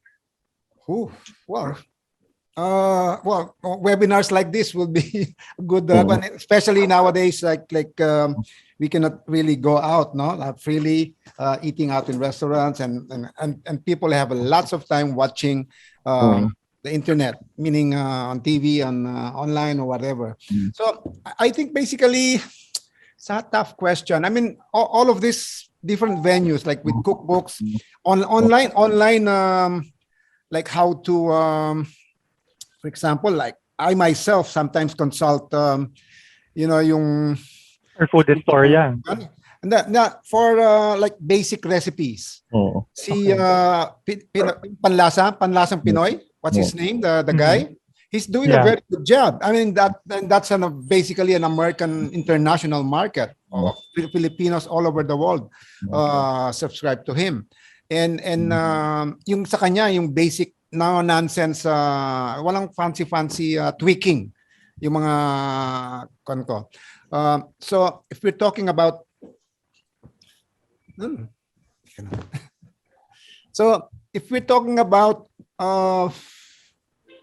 like how to promote, I really don't know. Okay, I will probably answer it in a roundabout way. Look at what I mean. All of you are aware of the fact that the sinigang was voted recently as the best vegetable soup dish in the world, right? Okay. So I'm just wondering who voted. Diba sabi nila it's like a wide range of experts in the field. So I guess it was an international committee or whoever voted for that, right? And here's what I'm wondering: what kind of sinigang did they try, and where did they try it? They serve, yeah. Yes. And for me, what I would. I'm just speculating. I'm just wondering if these are international in scope. The judges. Angelo. There's a one standard sinigang that they had. Nor sinigang packet. Sinigang mix. Yes. And do we want to get there for adobo? For sisig, for lechon, para bang let us enjoy celebrate, as Jordi said, our diversity. There's really not one single recipe for something. As I mentioned before, I don't know if you're all aware of this. Most of our dishes are named after the cooking technique. Yeah. That's true. So sinigang, adobong ano. Okay? So ganyan. Sinigang na ano. Ganun yan, kinilaw na ano. Yes. Pero yung perspective ko din kasi dyan, Chef, is yung pag-set ng parameters, like for example, sasabi yung adobo. Pag ginawa mong adobo, kahit anong suka, basta sukang Pinoy, adobo yan. Pag ginawa mo na ng apple juice yan, or pineapple juice, or, diba, or calamansi, hindi na siya adobo. So yung sa akin na very general parang parameters on what makes a dish what it is, di ba? So, yun lang yung sa akin. But in terms of the proportions, I think that is something that you can play around with. Yeah. So, at least yung basic, let's call it basic adobo. Yeah. So, instead of standardized adobo. Yeah. Parameters lang. A matter of yung the terminology that was really, that triggered all this, that maelstrom of reactions. I think the importance is what Mike mentioned earlier. It's really, let's go back na lang to the education part. All of a sudden, di ba, the most popular major now, I mean, before pandemic was people going to chef school, di ba? Yeah. So sana we can take advantage of that wave and maybe work with government. Di ba? I always say public-private partnerships are the ones that can really bring any advocacy forward. Let's work with government so that they can tell the chef schools, uy, hindi kayo pwede maging chef school kung wala kayong Filipino cuisine 101. Because then it's really taking advantage of the wave of the young people now. I mean, the young Pinoys are so proud now to cook our own food. Yeah, true. That was never there before, diba? They all want to make restaurants doing new Filipino food or even traditional Filipino food in a new way. So I think that if we took advantage of this wave and made government say, oh sige, let's get a course, at least basics lang, di ba? With sinigang, adobo, kinilaw, and the regionality of it, I think that will help institutionalize it so that the young people have some structure, di ba? When they're in school. So it's easier to have a semblance talaga of the identity of Filipino cuisine institutionalized, without saying na it's standardizing. No, but parang you also emphasize that Filipino Cuisine 101 also celebrates the fact that it's regional, that it's diverse, and parang with the history and the parang the nuances of the cuisine. If you teach it and emphasize it and reinforce it in schools, I think that will allow the cuisine to get out there in a more parang structured way. I think I just like to add, like for example with TESDA, we've been trying to talk with TESDA for that. And ang structure kasi ng TESDA, they give you a structure for the module, and each school or each teacher has to create the content as long as you follow the way it's supposed to be taught in terms of, this is the format. You can teach whatever you want, so there's no standardization. So I think even for TESDA alone, there's a big opportunity there. It's just that no one has come up with the material to be able to teach, or for teachers to adopt in their classes. Kasi free for all sa teaching style ng TESDA, ito yung format ng module, ito yung structure ng class mo, ito yung competency na kailangan i-develop, bahala na kayo kung ano ituro nyo. So, kaya medyo varied, ano? Very varied. Depending sa skills sa teacher. Chef Jordy wanted to say something. Yeah, I think also like sa educational side, especially with the interest nga ng youth and the interest in learning more about Filipino food, I feel it's also an opportunity na we can preserve the traditions and like traditional Filipino techniques. So kunyari, if part ng curriculum mo is magdebaw ng bangus, which is what parang alam mo yung French school, they'll be like, how do you fix an art, how do you prepare an artichoke, di ba? Yun yung parang big thing nila. Tapos sa atin, it's really like, debaw natin yung bangus. Di ba yung mga sa Philippine technique? Di ba? Tapos pati yung, even like mga kakanin, mga ganyan, like, it's so difficult, di ba? Kakanin. I feel like people don't, not naman appreciate, pero people don't realize how hard it is. Parang you start in the morning or the day before or the week before, magko-collect kayo ng firewood. Tapos, alam mo yung parang, it's just like the whole process, the cultural significance, and how that translates to what we eat and how we express ourselves through that. Parang I feel like, and Angelo, because you wrote a book about dishes na not necessarily mainstream or sikat, diba? And you wanted to put that on the stage na, these are Filipino dishes too. And in sa mga school nga na ganyan, this is an opportunity to do that. Parang if I went to school back in the day tas may kakanin class, my God, like, I would have enrolled. Ang hirap kaya nakakanin. Mahirap maghanap na magtuturo nun, diba? Like all of these things that we're so used to getting and so used to seeing na parang it's not as commonly taught. Like and then I remember like my mom would buy us things, parang sasabihin ko, but sa party na to nawala na yan. Tapos sabihin niya, namatay na yung gumagawa. So I'm like, tama yan. Sino na yung gumagawa ngayon? Ayaw na ng anak niya wala na. It's like a recurring theme sa many traditional treats and traditional snacks techniques na going past lang the discussion on parang adobo and the basic techniques. Parang these parang representation ng culture natin through food, afternoons, like things we eat like that na slowly nahihirapan na tayong bilhin at gawin. Okay, so touching on what Chef Jordy said, how do we preserve our cultural heritage and champion the artisans who are, kasi parang they're getting old already, and then their kids are not willing to take on the challenge of what they do, which is like the suka, the patis, even the salts. How do we address that gap? Chef Margarita, start with you. First, you know what? You have to convince them that if they teach or document the recipe, you're not going to take the business away from them. You know why? All these old artisans, they're so afraid na if somebody wants to research and ask them questions, paano ba yan ginagawa? Their fear is that you're going to take the business away from them. So I've encountered that quite a bit in Bacolod with the ukoy maker, the old-fashioned ukoy maker, or even the kaliskis empanada guys. Angelo, di ba? Yeah. They hesitate to share. Joel Binamira and I tried to make ligaw this ukoy person to help us document.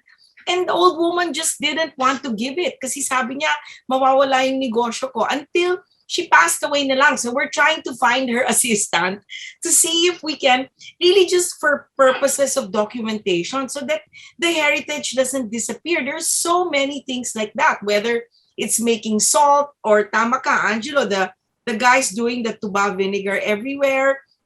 There's a balang talangka. Yeah, or with Aling Lilia. Pangasinan. Oo, the duldul from Guimaras. There's only 1 or 2 families left making it.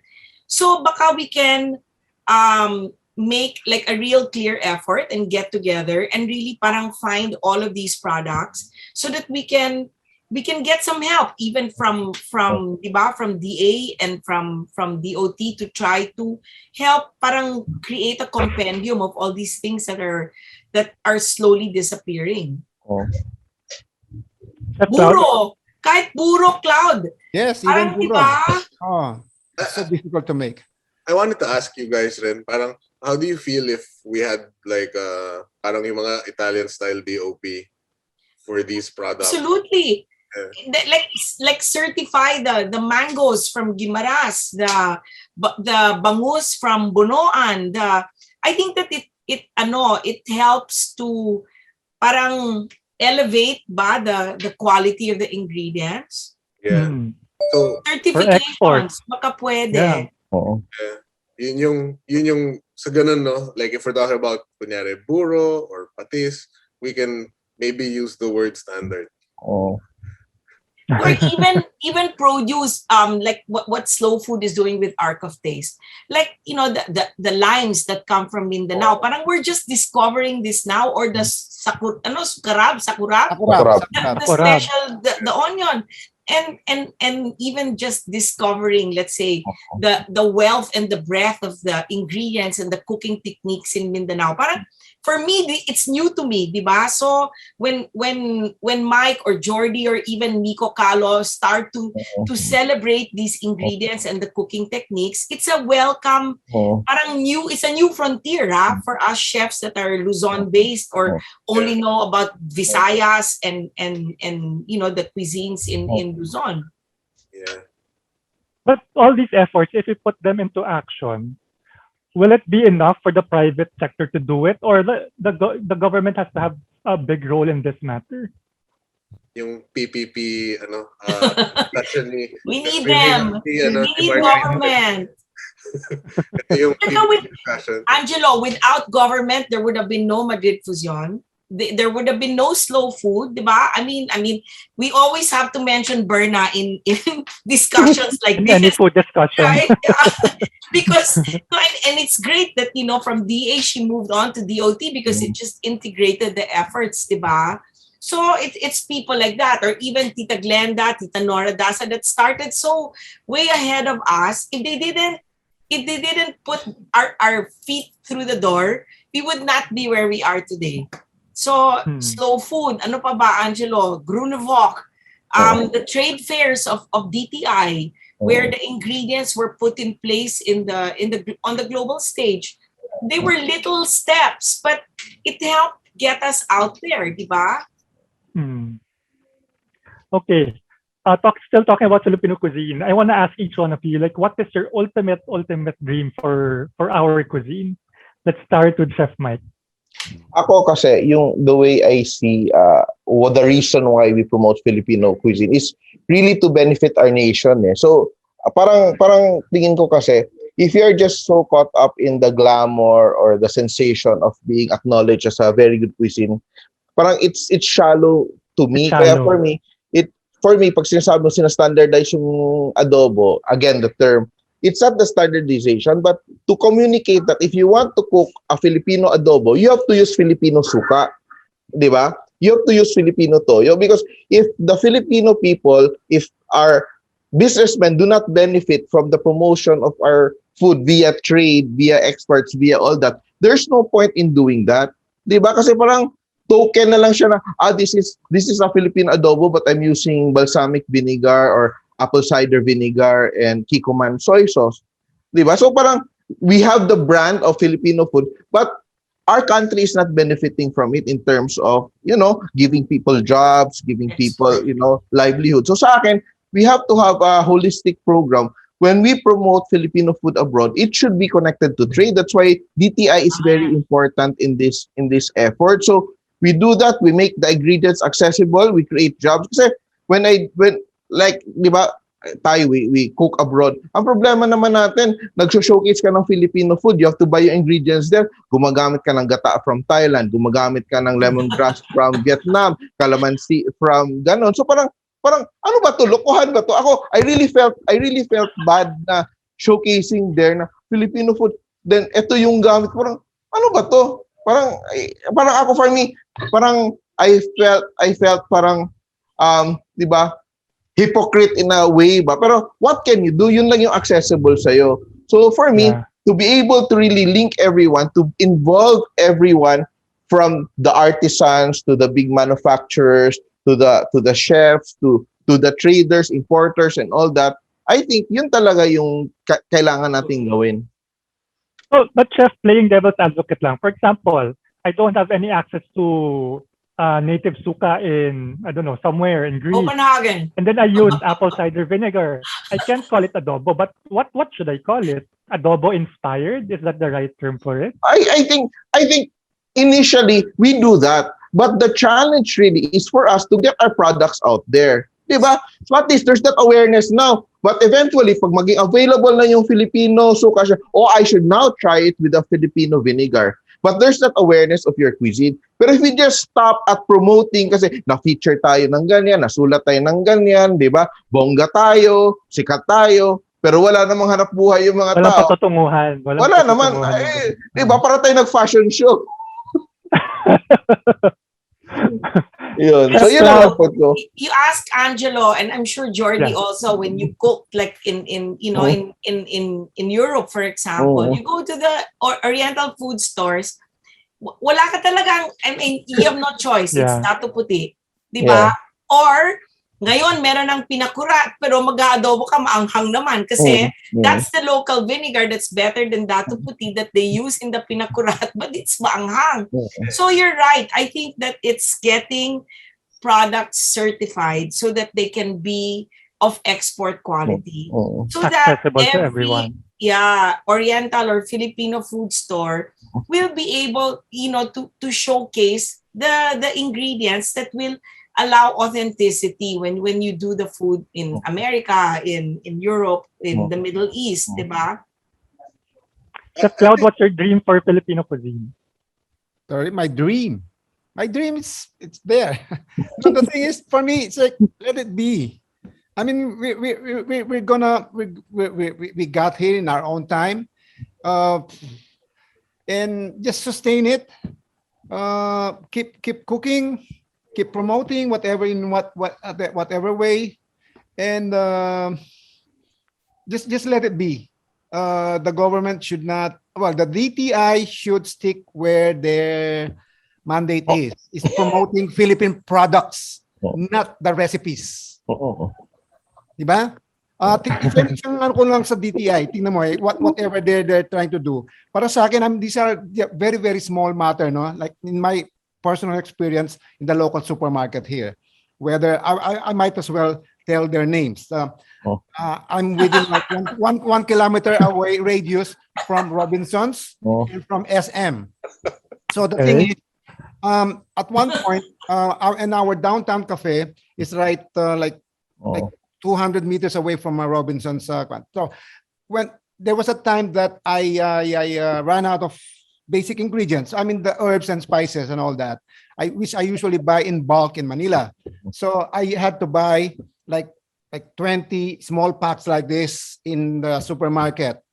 And they're usually in like 10 gram packs. The small one talaga. Alam ko mas mahal yun, di ba? But the thing is, yung 10 gram na yun, pinaweigh ko sa, ako pala ang nag-weigh. It's 9 grams, yung net weight. Di ba ano yun? I mean, that's 10% loss.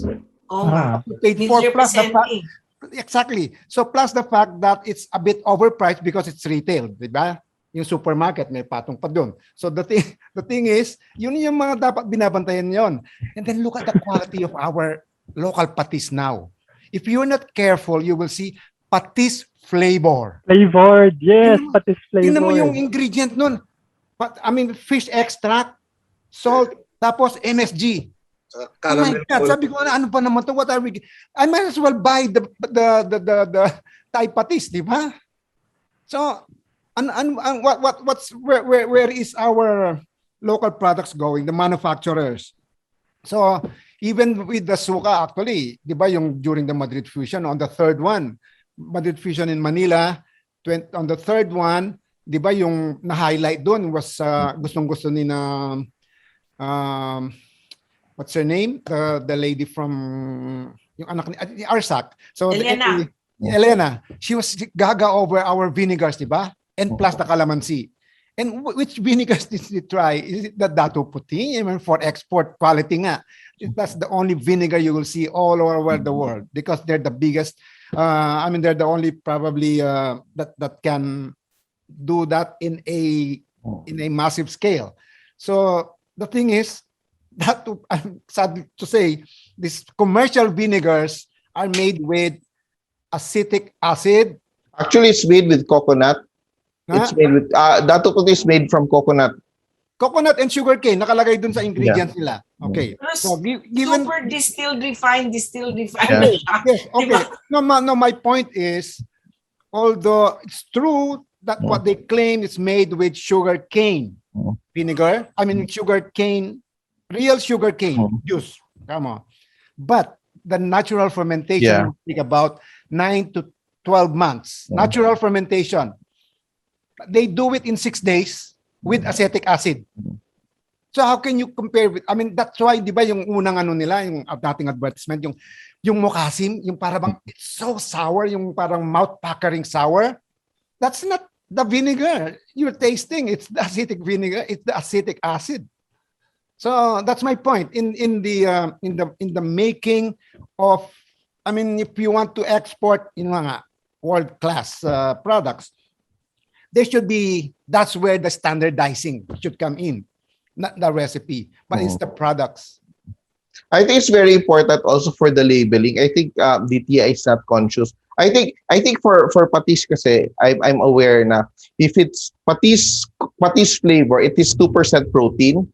You can only call it patis if it has a certain percent of protein content in the mixture. In the same way with the kind of suka, but there are a lot of other products. Like for example, it's called honey, but it's not actually honey. So I think, yung talagang kailangan talaga na i-disclose talaga nila kung ano yung real thing or hindi real, di ba? So I think that's the kind of DTI talaga. To be transparent. Yeah, transparent in their items. Yeah. Yep. Chef Jordy, what's your dream for Philippine cuisine?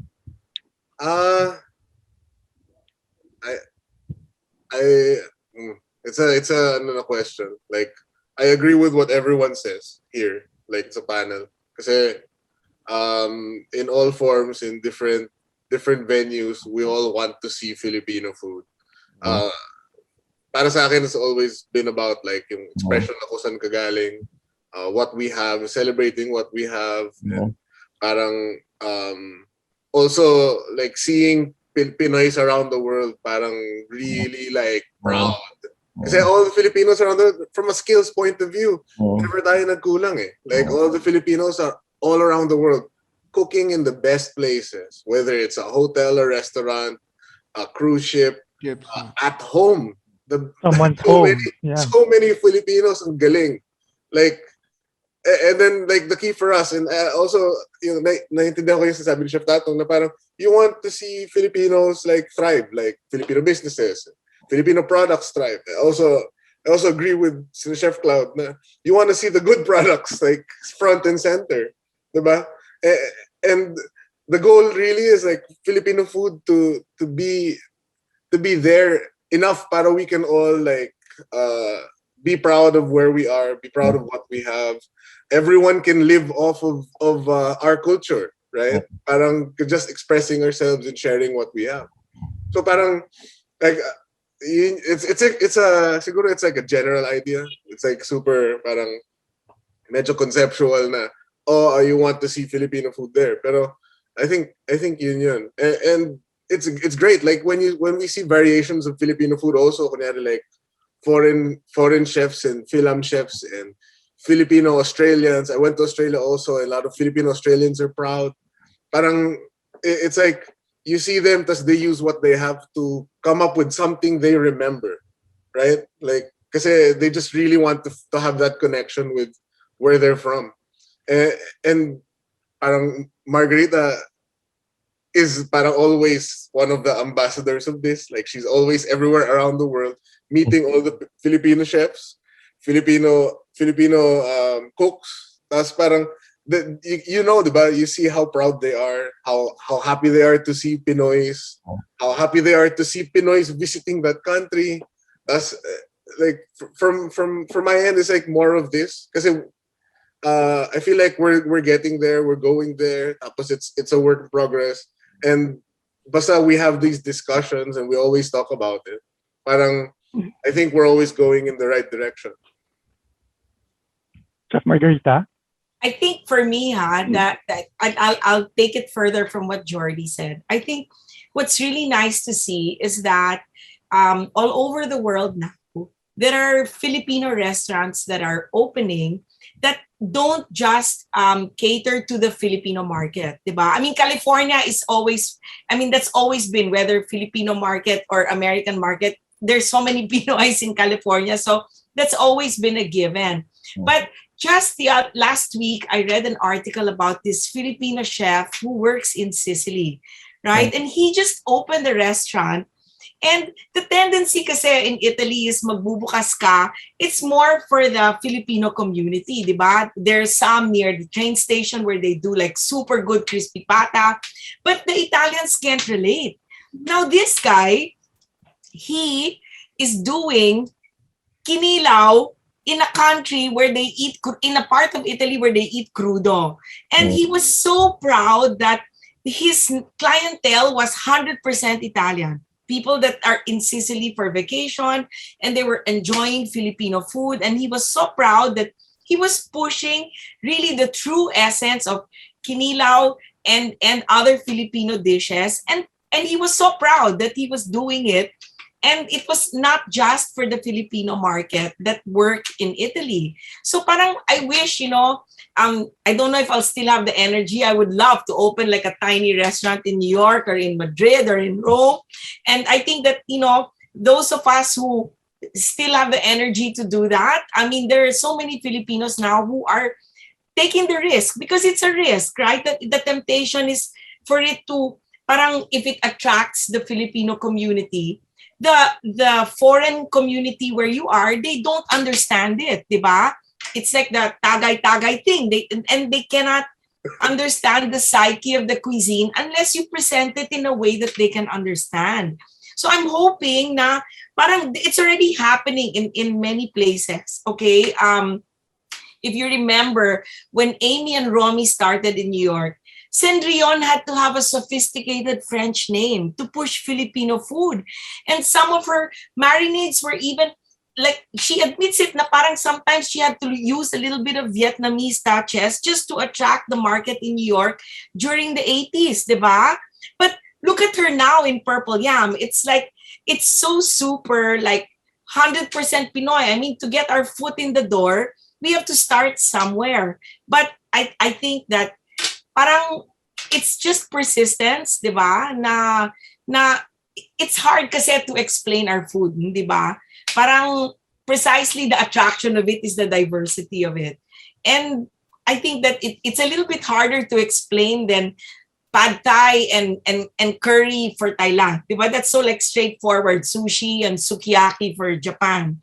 for us, there's so much going on. There's your pianggang that is so like, it's from a different part of the Philippines. So parang the diversity is also part of the attraction. It's a little difficult to communicate it to the market, but we have to start somewhere. And I think that it's already happening. So let's support those that are trying to make a name wherever they are. And you're right, DTI, please send naman good vinegar to all the Oriental food stores all over the world. I mean, maybe we can help them do that. You guys mentioned earlier that a webinar can be a good instrument for food education. So let's make this one. I want to ask all the chefs, like, what is the one local ingredient that not a lot of people know of, but that you love cooking with? I want to start with Chef Mike. Ako, ang hirap na tanong eh. Actually, probably the sakurab. No, it's not very popular, pero it has a very distinct flavor. And parang, can you tell everyone what it is? It's like a shallot. Okay. No, it's like a long stem white shallot na very popular in Mindanao, and it's used for maranao and tausug cooking. And it has a very distinct, pungent flavor na once you taste dishes with it, it cannot be replicated without it. So parang that's very special to me. And it's available in Quiapo if anyone wants. It's available in Quiapo, yes. Near the Golden Dome. They even make the they process the sakurab with the chili. So palapa, and they make palapa there. Yeah. I love that market. You can buy bags of burnt coconut, so you don't need to do it anymore. Yeah. Chef Cloud. I was searching for a photo of sakurab. I have it in my laptop. Anyways, yeah. So ang ingredient ko na you love playing with, maybe not a lot of people know of, but we can educate them somehow. It might be okay. So, meron ako sa ref in bottles na palagi. I have atsuete oil, no? Yung ginagamit ng mga Ilonggo sa inasal. Okay, that one is always ready. I mean, how do you make it? Heating oil, any oil if you want. Okay, so and then you heat it up to a boiling point, smoking point, and then turn it off, and then place the atsuete seeds, and then just let it cool by itself. Tapos strainer mo, lagay mo sa bote. It can stay in the ref forever, and then that's what I can use for. I use for making kare-kare, pansit palabok. Ano pa yun? Gisadong sotanghon, anything orangey, and the inasal marinade. So it's so convenient, I mean, to get it from the ref. But aside from that, I have also chorizo oil. Meaning if I cook chorizo, I reserve the lard. Okay, so the other thing is, you won't believe, is duck fat. Duck fat. Yes, okay. Yun ang panggisa mo, yun ang panggawa mo ng yung Pampangan duck. Huh? From Pampanga. Huh? Yes. From Pampanga. Sarap. The thing is, pwede rin chicken fat. You know, the end cuts that you trim off the chicken, lalo na sa may bandang rear, no, yung puwit. So, maraming fat yon. You render that. And then, di ba yun ang original ko ng Hainanese chicken rice? It's the duck fat. It's the chicken fat ang pang... Chicken fat, yeah. Kanin. Kanin. Sa bigas kako. So the thing is,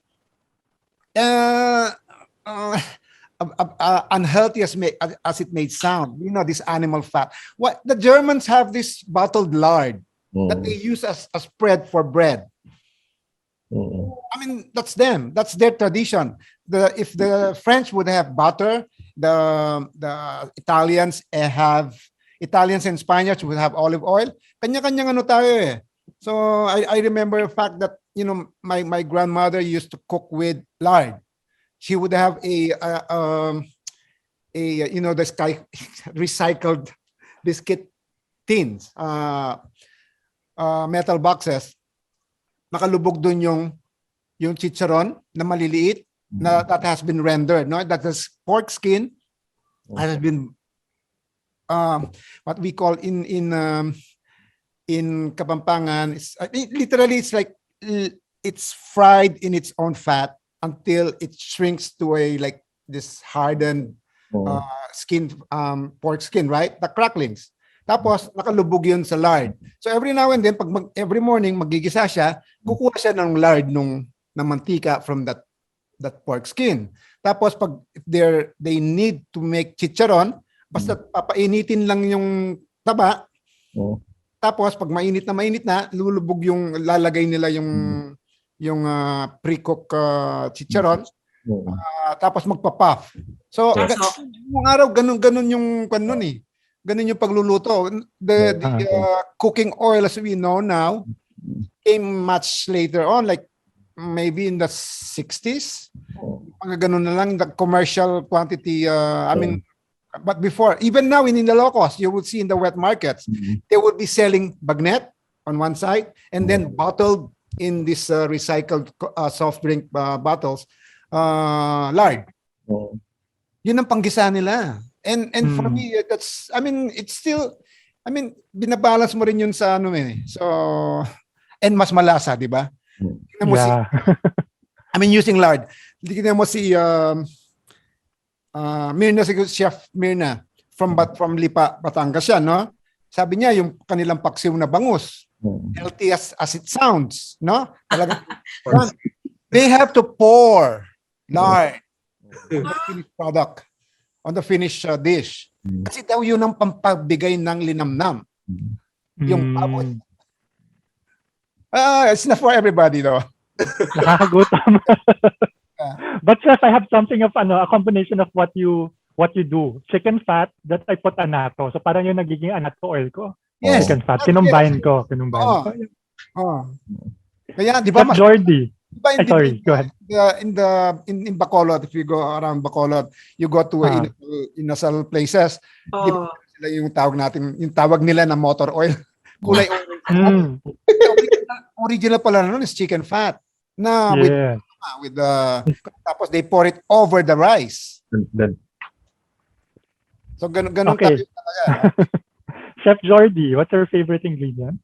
Mahirap sundan si chicken fat tsaka si pork. Imagine na natin lahat eh. But it's siguro for me, mahirap nga na tanong. Like kanina, swerte ako yung pangatlo na tinanong mo, so may time ako mag-isip. I like yung si Tabon-Tabon. I always feel na underestimate yung effect ng texture sa flavor. Like when we say kasi taste, we talk about just on the tongue, di ba? Tapos when we talk about flavor, kasama yung lahat, parang texture, yung aroma. And it's one of the things na like sa Filipino food na important rin sa atin yung texture nung dish. It's like specific, kunyari, even specific to how we cook some vegetable, di ba? So, kunyari, sa Western cuisine, some will say al dente, o sa Italian, no, chef. Tapos, sa atin, there are some dishes na require na para sa kanila, overcook mo yung gulay. Like for us, we also like that, right? So, the textural part, I like, and I think that's one of the things na makes it interesting for me. Yung tannin sort of dagta type of texture sa tongue. Chef Margarita? Kailangan ba isa lang? Dami. Pwede bang one per region? Definitely for Luzon, predictably, I will always say tabanan talangka. But the other ingredient na for me is amazing is etag. From Ilocos and from that part. Kasi parang smoked meats, it was never really anything that we had, di ba? Okay, may hamon tayo, may longganisa, pero yung itag, parang unique siya, di ba? They use guava wood to smoke it, and then it's their panggisa. So parang to have concentrated meat that smoked that way, parang it's so uniquely Pinoy. Then may show and tell ako, pinakuha ko ha. Sorry, for Negros, batitis. They call it sisi or batitis. These are tiny baby oysters that are made kilaw in brine. And it's the best pampagana when you're eating tapa, longganisa. You have to have parang the sausawan na medyo seafood na maasim.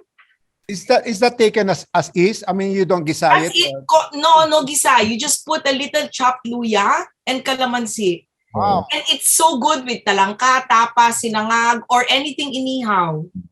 So, I'll give you all one bottle, ha? Kasi I hoard it. And then, of course, for Mindanao, for me, biasong. I think that it's such an interesting lime kasi, di ba, it's a cross between lime and it almost has the aroma of kaffir. So, parang it also suggests the complexity kasi of the ingredients from the south. Naiiba. Sorry, I couldn't say one lang, Angelo. That's okay. Ayan na, DTI, we gave you a couple of ideas. Yeah. Okay, to end the conversation, just a short message on hope for all the businesses now since we're all going through challenging times. A message for all the people who are rallying to promote Filipino cuisine. Chef Mike. Ako naman kasi yung gusto ko talagang mangyari is that lahat tayo makakain ng masarap, no? Ultimately, to be able to promote Filipino cuisine, every Filipino should eat well. And in order to do that, we have so much to do, no? Not just on the part of how to cook, pero making sure that people have a decent livelihood to be able to afford, no? Kasi sometimes naman hindi naman kumakain ng magandang quality kasi wala naman talaga, no? So that's for one. And I think little by little, as this pandemic continues, we're beginning to realize and change our values towards a lot of things. We're seeing a lot of people moving back to the provinces, beginning to plant, grow their own food, no? Starting livelihoods based on what they know or what is connected to their family heritage. And I think soon enough, if we are able to recalibrate everything, parang we will find a better Philippines out of this. If we are enlightened enough to see what's wrong with what we have right now, probably what will be created out of this will be something better. Yun lang. Thanks, Chef Cloud. I completely agree with Chef Tatong. Basically, because of the pandemic, I mean, it's a completely new ball game, and we're like literally treading on unknown, uncharted waters. But the thing is, we will get by. We will need a lot of adjustments.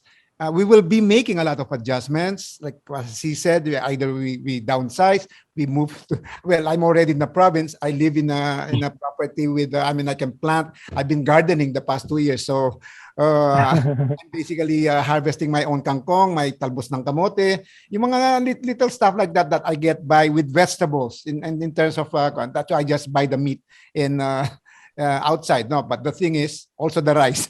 So the thing is, and there's a new, you can say, an entrepreneur that came out of this pandemic, the home cook, diba? So Filipinos are generally flexible. I mean, they're resilient. They make do with what they have. So I guess basically hopefully this pandemic will end soon. So normalcy, or I would say, well, a new normal has already been established. Like, para bang ang pan natin ngayon, para bang let's appreciate with what we have. We appreciate more with what we have, and then we appreciate everything that, for every single day that we remain healthy and still able to eat. It's already a big something from God. So there you go. Chef Jordi. So this is our message to everyone at this time. I'd like to thank everyone first for supporting, like, all the local businesses. Kasama kami doon. It's really tough times now. We all can't do what we want to do or how we used to do things, and we don't know naman if it's when or if or how we're gonna go back to a specific time. But siguro the message lang rin is please go out and support the local businesses, support the communities, and like what Sina Chef were saying, Filipinos are resilient. We're so used to, not even used to this, pero we know we fight, diba? We fight hard. So the message is keep fighting. Let's always think of each other, and let's always parang regardless of the situation, I still feel there's a way to make a difference. Each and every one of us. So yun lang masasabi ko. Finally, Chef Margarita. Well, I think it's really just validating also what everybody said here today. Na I think precisely to overcome this challenging time, I think that the best way to do it is continue this love affair with everything that's truly our own, whatever's local. Kasi now is the time, di ba, to really build it up, continue to celebrate the quality of what's local. And it took us so long to fall in love with our own, di ba? I think that our sense of identity, it really took us a while. There was a time when everybody just loved everything imported. And now, iba na. And I think that this crisis has also helped us reinforce that love affair. I mean, home cooks are celebrating na nga their own, di ba? Their lola's recipes and pushing it. And then yun, you can find, I think, even better quality raw mats now for like the vinegars, the organic toyo and all that, because people are developing these things, and I think that helps. So there's always a silver lining through the crisis, and hopefully when this is over, like Jordy said, and Claude and Chef Mike and even you, Angelo, na parang wala, talagang kapit-bisig lang through this crisis. It's brought the industry together, di ba? So once this is over, I think that we'll be so much stronger and better for it, and it'll continue to help push our cuisine forward. And true with government as well. I mean, they've been supportive, and we want to continue to work with them, not just for products, but for pushing the cuisine abroad. All the agencies should work together, di ba? DFA should make us cook abroad. DTI give us the better products. DA the same thing, and of course DOT. We can still push for tourism even if the world is still closed. So yon, kapit-bisig lang. Let's all, like Jordy said, think of each other, and we'll just keep moving this forward.